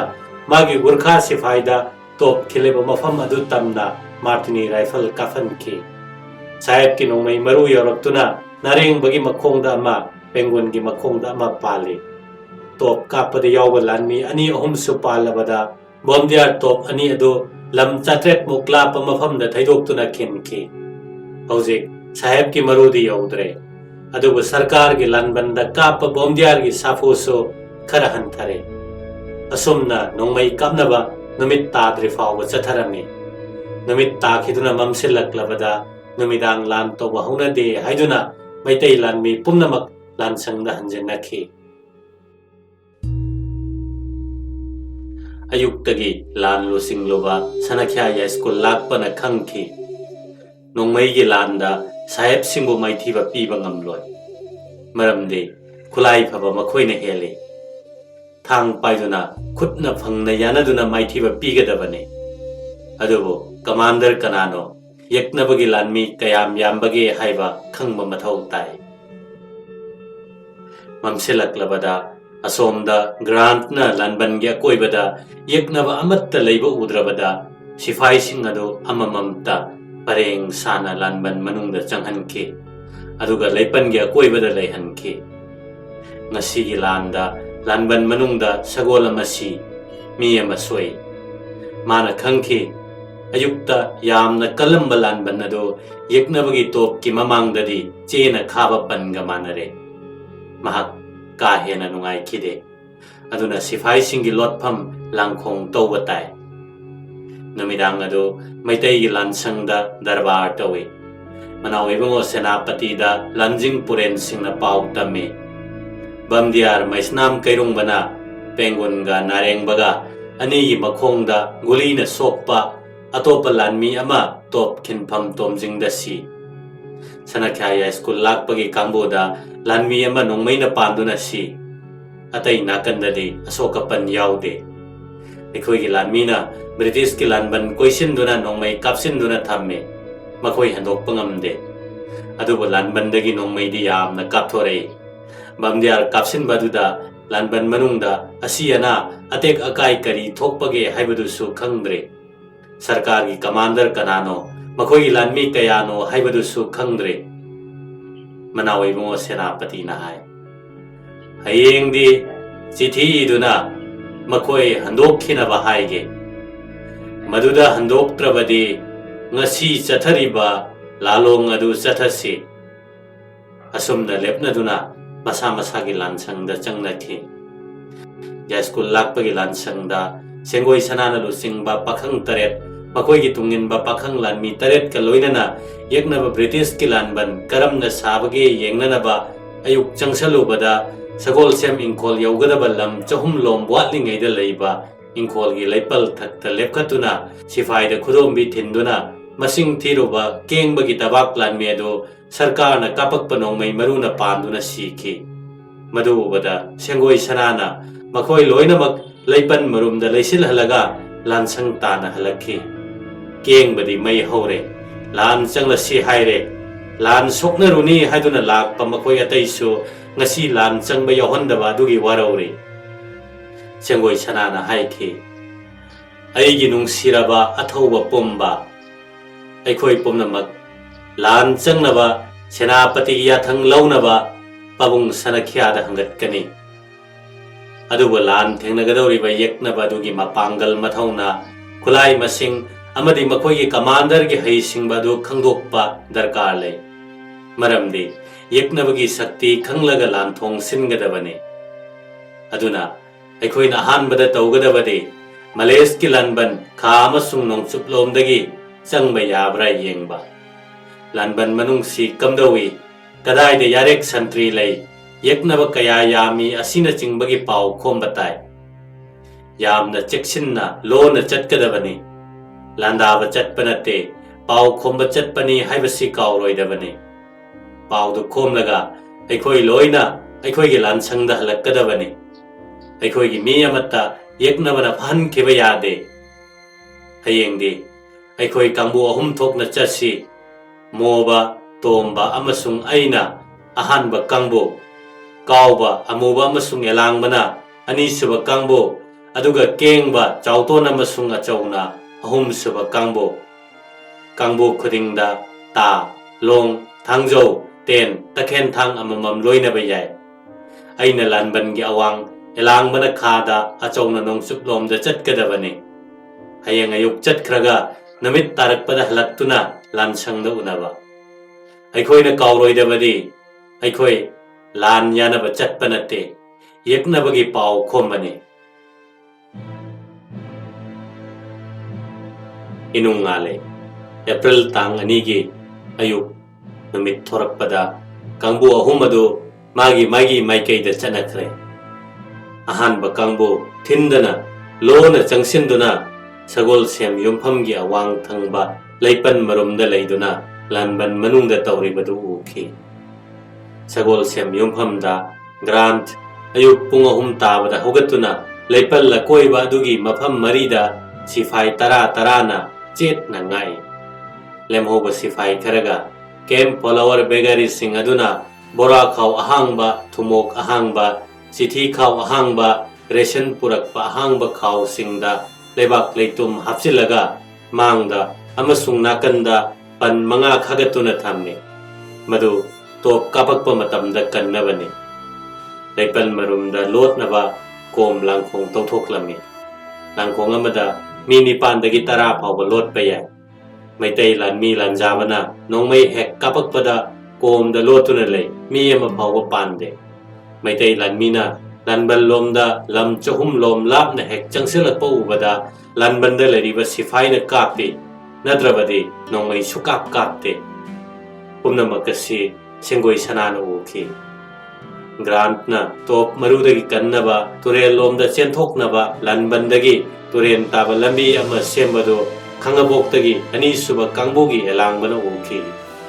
kauba amuba amasung elangbana torbanda lumduna leiringaida saipi kem follower begari ama matomta turenda iruba lakpada elangbana phaduna mangondagi saipki sifai chamaromni begari kuntrani samuani sagolani yauri haiba khangki commander gi mamingdi haido uyadabana khangba ngamkide nongchup lomda satkiba ahum suba kangbu lanban gi nongchup ta leiba athokpam khulgi yom pumnamak mai thadokkhrabanina lanban lomda naksilobo oithoktre khara changsiloba chauton tamna kapakpa nongmai maru ado Sengoi na ngaktuna chauton da palhaude ayuk angan badagi maitai lanmi pumba lan changnaba senapati gi yathang ngairi lanjaba lanmi yangkhai muk lanban gi nongpok lom da changsin ba hokre matam asida manawi bango senapati na chithi ba loire marondi nakoi gi sifai yangkhai aduga atai mi yangkhai nipan phaduna bandi thamle nakoi handokro nakoi na handokhrabadi makoi bo thadok pigani kasad halan khigani natrabadi makoi pumnamak loina hatkani chithi aduda bondi babu manga taruki sahi tawhalle aduga sana konungdagi gurkha sifai bondi ama lauruduna chithi do pibada machinna haigadaba wasu tambiraga chithi piruna bathare machinna haigadaba wadi aigi lanmi lising ahumne nakoi na handoktrabadi nakoi loina nangakktuna hatkani gurkha bandi aduna nungthil pung ahum tabada piral angoba pairaduna athopam lanban manakta chatki gram piral angoba ama paiduna thoraklaga chithi adu lauki amasung gurkha adugi machindagi maitai lanmigi senapati aduna hairakpa adusu taki pung amaromgi matungda manawi bungo senapati gi chithi gi paukum galoinana manipur gi maharaj te iba chithi ama maitai lansang yaurakhi namit tarakladuna lanjaba masel khara kapnaba natana lan makha chathakidre maitai lansangda lanjing puren singi darbarda grand ki paukum chithi adu khanakhi mana harakhi aidi tumuda chalane lakning bami lakpa yagane yamdrabada gurkha bandi sing adu thadoktrabadi ai chaloi manipuri lising manga budi ai karisu thausade chithi adu grant na Colonel A Howlett Commander to be regiment haina sahi tawai khanaraba matungda manawi bungo senapati na lepa matungina Srejut Maharaj na irakpa chithi adu sana konungda thakibaga loinana Gurkha lanpha sing adu thadok pikro haina Srejut tangatki Srejut ki paukum sanaya thang phanglaba matungda taugadaba thabak lepnaba marakasida athokpam lanbanda leiriba yeknaba sing koisinduna lenghandana thamsi haina yanakhre waikhom yumphamda leiba ya school lakpagi lansangda Sengoi sana amasung magi kangbuna ngasi makoina khomluba paudo mapabung sanakhyada tamlaga Sengoi sana na hangatkhi pabung sanakhya yeknaba sarkar gi lanmi chamaromdane makoi leipan marumda langkhongda leibanina aikhoina mapandagi kapsinba nongmai ama phawwa pande lanban gi mamang akokpasida changsaluba aikhoi gi midi makoina kapthorakpa nongmaina panduna si aduna pabung sanakhya lanban manungda changduna kunna phangna yana si haina senapati da hangatpiyo makoi pakhang lanmi marakta hayeng kari tawgadage khanakhi inungale April tang ahumge yukta maitai lanmi sajan loiduna lan changnaba yathang ngai sana konungdagi sagol pau pubana Colonel Howlett ki chithi gi paukum galoinana gurkha bandi thadokpagi wafam khanari haiba pau ayuk pung tara tabada thungle Srejut ki chithi sarkar gi lanban yohan ke sarkar gi lanban nagi chithi ama jobrasta ta pirakhi madu sana konungda thakhi asumna numittuma hauki Sengoi sanana mado libungo koireng jobrasta lali gi pau hangjakhi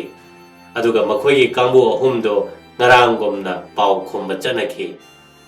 Sengoi sanana sarkar gi lanban gi awang thangbalai pal marumdagi okhi sarkar gi begari singna sagol semgi kaidagi phau kaiduna cheng choiri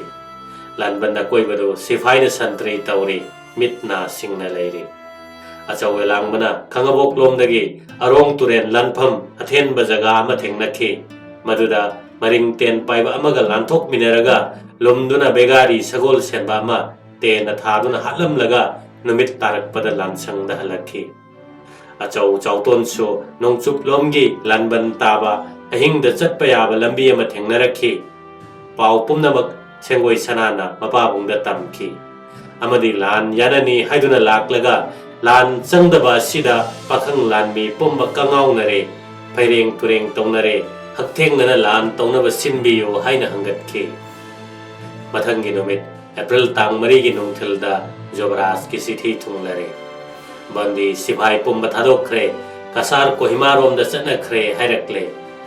athokpam lanbandagi sarkar gi sifai sing hankibada chengjen oinaba yam ser saniyang khai hawai ser kunmanga ghi ser kunmanga khaksu tharakki sithi ga loinana pot punamak athokpam lanban yohanki grant na sithi dudi lahoraga yam ghi hawai di halakki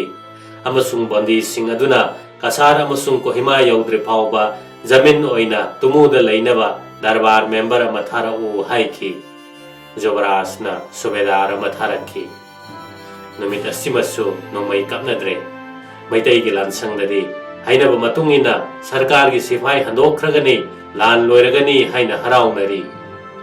lan yanaruni irei paki yaknaba male satluni haina lakhiba marai pakning ba pakhang thangjo takhen thang long ta ten lanmi gi luchingba muba tomba kawba kengba amasung moba makhoi gi loinaba amamamda matung enduna ngahau thenghau chatkiduna athokpam lanban gi awang thangba mi chiklaba leipan marum amada wari watai asum sarambadagi kanglup ani thokna khaidokna duna amada kaiyan amana machin manau sanarami sanabaduda pukning lupkiduna misang nakpak tanarami marai yenarami wa launa ngangnarami makhoi kanamata landabadagi kapak panongmaina makhoi gi kokthakta inchi 10 muktang wangna lan kiduna manakta hoba uda pan madu taramde mamaida lanbandagi isan sanna kapakpa infrared fire ama torak padudari makhoi pumba leipan marumda pakthaduna chenthoraki mathangi numit April tang manga gi ayuk phana thenglaba phawba athokpam lanbandagi sarkar gi sifai sing tumuromda handokhinaba sem saba amatta uramde maramaduna Manaw Ibongo Senapatina numit yung mamatong telegraph babu adu athokpam lanbanda thaduna hanghaloi Saheb nakoi tumuda hangadaba leirabadi hanbikro aikoi su hankrage wasi tabada nakoi gi nathau leite aikoi di hanba honade haina khumlakhi pakhumdu tarabada nakoi na hallo haiba yadrabanina makhoi na ngamlabasu aikoi na ngamlabasu yengnaba tare haina maitai lanmi lusingba singna lepnare asum lepnaraduna numit yung mamatong pung mga tabada wangkai rakpa ya school lakpa dolairoi hanjaba yengkoi ba measure songtha measure wangkai poilana chingba lan sangkhe adubu makhoi di leipan marumda komda lotuna leibanina maitai lanmi na kapsin kiba nongmai adu amatta phawba pande makhoi su nongmai yamna kapthorei lanban naksiluba kaya panduna si adubu maitai lanmina nongmai yamna kapsinduna koiselle makhoi thorakpa ngamdre numit taraduna lansangda hanjine asumna lanpham kudong thirabada maitai lanjing puren sing ahing lansangda karamba lanong chathagadage khanai ibungsi ya school lakpana haiki yeknabagi masing punna chamaromtani aikhoi gi delisingni adubo makhoi di leipan marumda komda lotuna leibanina aikhoi na kapsin kiba nongmai ama phawa panba ngamdre aikhoi gi lanmi di akokpada lanjabana lotpham leitabanina makhoi gi nongmai na pali aduna lanbandagi lam chama lappa mafamdagi hena nakchin mangamde aduna thang paiduna lanban manungda chang khutna phangna yanasi wasi tabada songtha measure na hairakhi hojik aikhoina sarkar gi sifai lanbandagi hendok handana koisin duna thamliba sumna numit kharaga thamkibana hena phagane maramde makhoi hojik makhoi gi ration loi khiduna sagol semna hundok lamba phau suduna chaba horabane makhoi na lanban naksilaklabatada nongmai kapak pasina makhoi gi khulai loi silakle takpane aduna numit humni marini danga asumna lenghandana thamlabadi Saningai leitaduna khulai loithokiduna aikhoida changjarakani madu tarabada ya school lakpana hairakhi chongtha major gi wafam asi yamna phaje adubo matamdi khara changane numit kharani sigi manungda sarkar gi anoba mateng pangba sipai yorakpa yai aduna aina haijariba si marai pakningba pakhang kaya gi motne lan su thuna loisinnabane haktheng nana lan tawduna yeknaba male satkani haina songthorakkiba kaya lan yaudana kangaunana numit kaya nimuk leirakpa sida makoi gi pukning irang hore makoina karigumba lanpham asi thaloktuna chatkrabade yeknaba thengnanaba mi amatta lehodaba yai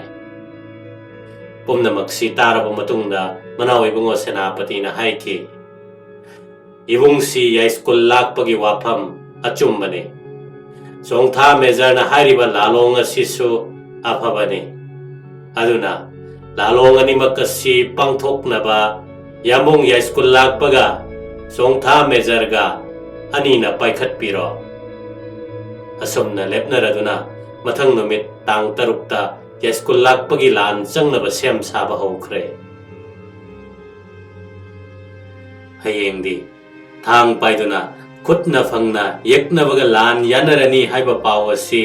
sengoi sanana mamanaba kengba kauba amu tomba moba achau chauton elang bra tamlabada makoi khudingmak haifam khangdana nungaiba phawe marai paki yeknaba bo hatpa natraga marai baki damak siba soidre khanbada nungaibagi ngamkhai leramde sengoi sanana lusingduna makoi chamakun punna jai dhani lauminakhi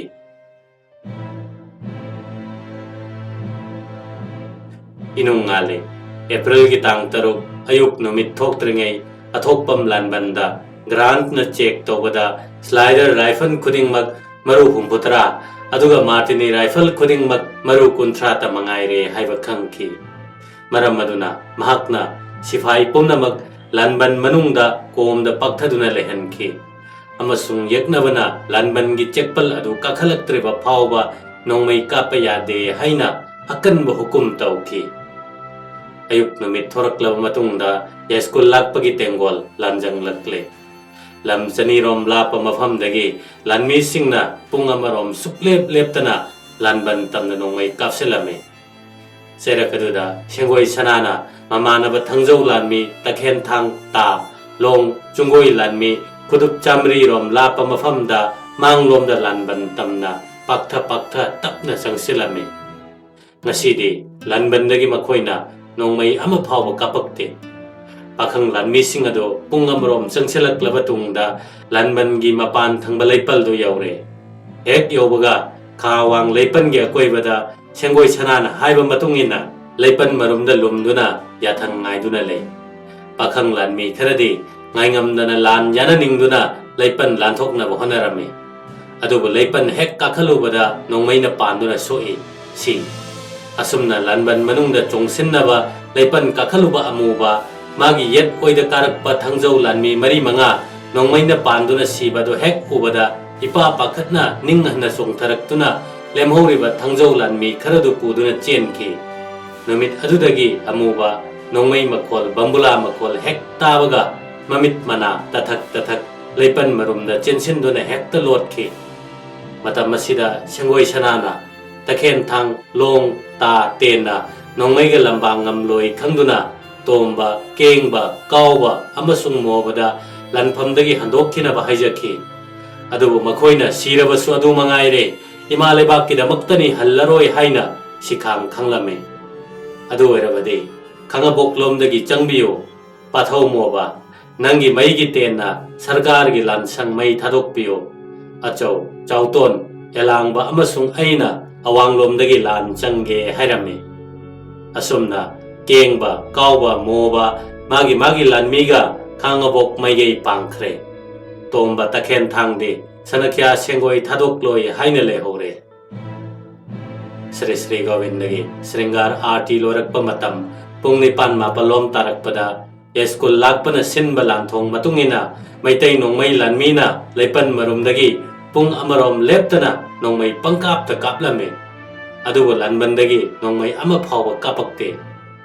jerakasida thang paiba lanmi khara tombagi takhen thang lanmi ga loina sangsilakpana lanban gi leipan yogadaba gas kunthra mukta mangaire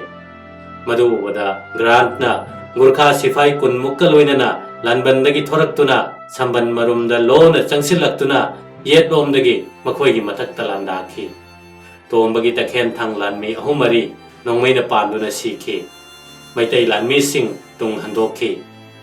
grant amasung magi kangbo konglei thuna lanban manungda chensin ki pung taramathoi tarakpada maitai lanmina lanban gi mamangda leramba samban marumdagi nongmai kapsen bahawi grant na nongmai makhwal haukraba ama taki mahak nungsa thiki gurkha sing aduga loinana mahak langkhong ko manungda changduna uprak na siptuna lerame kapsilakpa nongmai maru amana table mathakta leiba magi breakfast ado pumchai chaiduna manghanki khangabok lomdagi lanjang lakpa kengba kauba mobana arong turel lana bo hanakhi torban mongsong maraktagi mobana kapkhiba maigi tenna lanban manungda leiba sangmacha ama mai chakhi kengba kauba anina tabak long taruk ka loinana arong turel gi athenba mafam amada lanthokhtuna athokpam lanban tamna changsilakpada yeknabagi sagol samu senba camp follower begari mari manga thengnai begari sing aduna makhoi bu ubada lanban tana chensinki kengbana tanaduna amari tana lengduna hatki kaubuna hulak palongna sagol ama sathina sokhi chenkhiba sing aduna lanban yokhibaga lanbandagi kapthorak panongmaina panduna tanaruba kengba kaubaga loinana tabak ahum long ahum siki kengbana hulamba tana samu ama panki lemhouba sing aduna chenkiduna arong turel lan kiduna khangabok tale horiba long ta ten nongmai ga lamba chade thengnaba yaroi haina mobana makhoi ga loinana numit taramnai na handokhi kengba kaubade maraiba kidamak mathwai katchaba ngamki asomda lanban gi awang thangba nakalomda sangselakpa maitai lanmina ayuktagi thengnarakpa nungthel yoraklaba phawba kumang chausinba ngamdaba lanban manung changsinba ingam ngamdaba du ubada ibungsi yeskul lakpa ngasigi lana sigi lanjing puren thang satuna haktheng naba lan gidamak mazai bungo sengoi sana elangba ni na thogan taw nungthel pung ahum tabada mang thana lanpam da changsin ki tomba loinana makhoi gi takhen thang lanmi achau chauton ga loinana thang chungoi kun tunginaki asum sangsilakpana put taruk lom wang ba leipan namagi makhong yaure leipan dugi marom okut paduda pumnamak lumduna yathang ngaiduna leirame eskul lakpana ngairibadi sarkar gi commander adu tabuni kuide magi yathang matungina takhen thang lanmi khara thang chungoi khara lanban manungda chongsinnaba leipan mathakte hek karubada khudong nongmai kapakhi maduna panduna takhen thang mari manga thang ani panduna wantharakhi leipan karuba pumba kumtharakhi eskul lakpana lanbandagi rifle natana khudong nongmai kadai dagino yenglobada grant na gurkha sifai kharaga loinana lanban gi mapanda leipan amasung samban gi marakta khudong nongmai kap tuna lakpa manak yogadaba khuduk kun muktang lapna leirambado eskul lakpa sengoi sana mapa machana ukhi tanja simakne eskul lakpa sengoi sana mapa machana ngairakpa khudak kaduda mapa machana konjel lamatta oina lauduna grant amasung maga loinaba lanmi singi maikai da fujin ki sarau ga law adu tabada grant na khudong nongmai kapki maru yauramdre ibungsi eskul lakpana safu kanna songselakpa du thaidoknaba khongkap tunglomda handokpada khunam tafam soiduna nanthoki eskul lakpana mabu halage haina haitarak pathang adudi grant kaloinarakpa gurkha sifai aduna kugri sattuna ngakhi matam maduda gurkha sifai kharasu hoselaktuna ibungsi eskul lakpa bu koisin kre mapabung sanakyabu tengbang na bu hoselakpa sengoi sanabusu Grand kalak minaba gurkha sifai amana sifai kharaga loinana that khare Grand kaloinana lemhoriba gurkha sifai singe nongmai gulina chauton gi thang chungoi lanmi khumang chausin bangam lamde ibung si sengoi sana mapa masabu mateng pang bangam lamde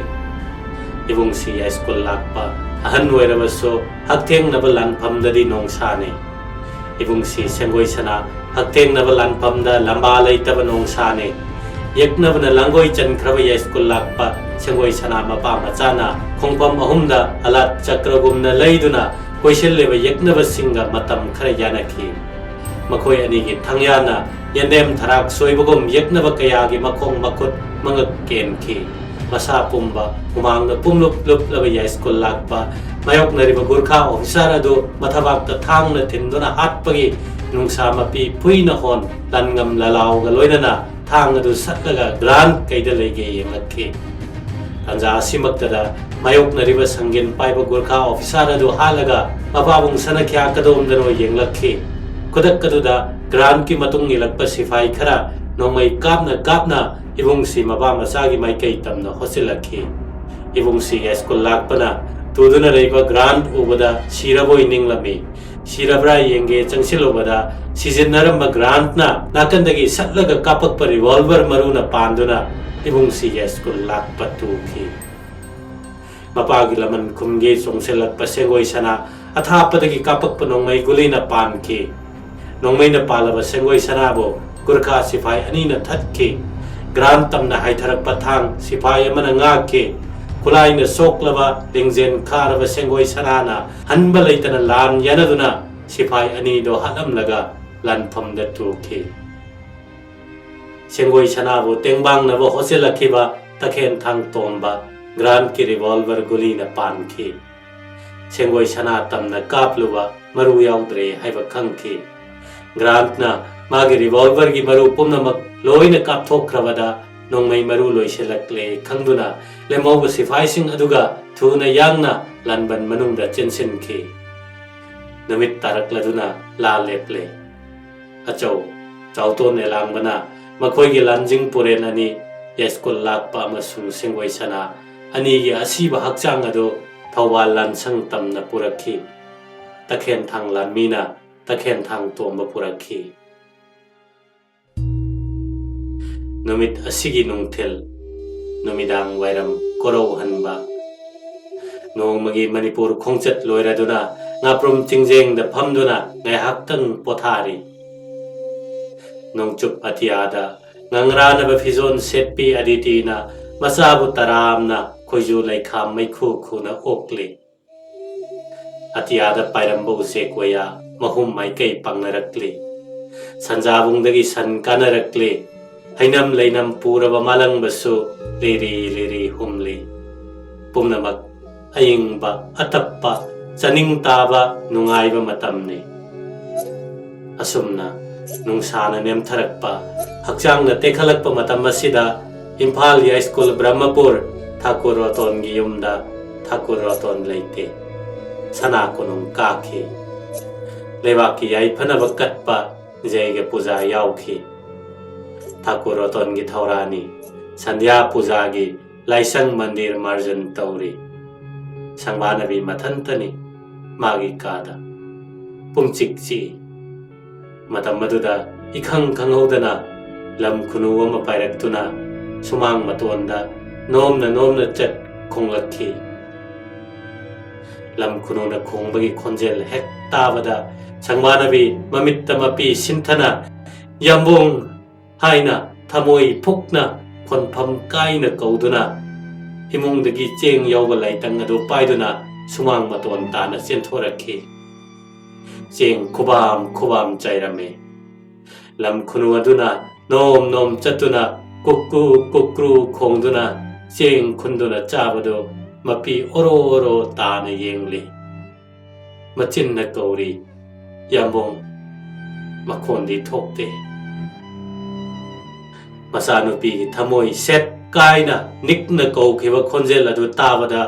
masanupi gi damakta mi pairabi mamana laisang lomdagi thuna yangna chelaktuna masanupi gi manak yorakpadadi sangmanabi hik kaplambadagi lengotana tuminna leibado ukhi masanupi bo matambakta konkhat pikhi Imagi bema karino nangna tawriba sibo imabu kari wore sige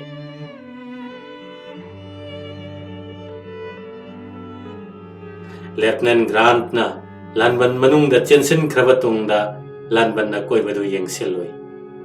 magi sifai khuding makta maru yangkai khakta aduga martini rifle na maru kun manga khakta mangai re haiba khangki maduri akan balan thengnabada pung amadagi hena chatloi makoi bu mateng pangnaba British Army lakpagi su paw leite masigi lan adugumba ama amuk thengnaba tarabade kudong thiningai ni haiba khangki mathwai waki lanban manungda lengdana leiki mathang numit yungba Burma dagi Captain Prescribe na thuna thoraklo mateng pangba laklaroi haiba yathang yawba sithi ama phangki yathang adu phangba numitki sukna mamlaba nong phudit phuna taraba athengba hingda maitei lanmi singna tumkhun talingaida lona chenki nong alabada lanban adu pumhang hangle British sipai ama phawba leitre chen khre haiba maitei lanmi singna khangle lan leitre British lanmi langai duna chen khre maitei na lan joy oire haina manawi bungo senapati ngau sanana sana kunungda pau thaki awaiba mak sana kya haujau sana ya school lakpa amasung mazai bungo Sengoi sana mapa masana maribak kidamak mathwai katuna thobal athokpam lanpamda British pumai thiba piduna tanthokhi abokna hairakhi Saheb Singh na yungliba nunggi yumbi ado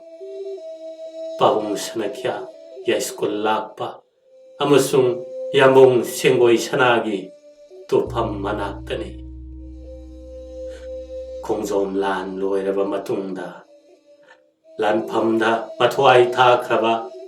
ipa ipal ibung ipwa athoba sing aduda tarpon katnaba khongjom turel ta na chanai aiga nabok thorani sangba nabiga thoibi sanaga aikhoi ahumsu arong turenda tarpan katloi thorani yamna kapki numit adudagi mahak masam adum haigat khre lanpham masining singnaba ya school lakpa Sengoi sana ani gi topam nakta yungliba he ningsing yumbi nang nadi khangba phong nadi haidoktaba tamuko athauba ni gi wari se nang bu thirakpa maribak ningba mi khudingda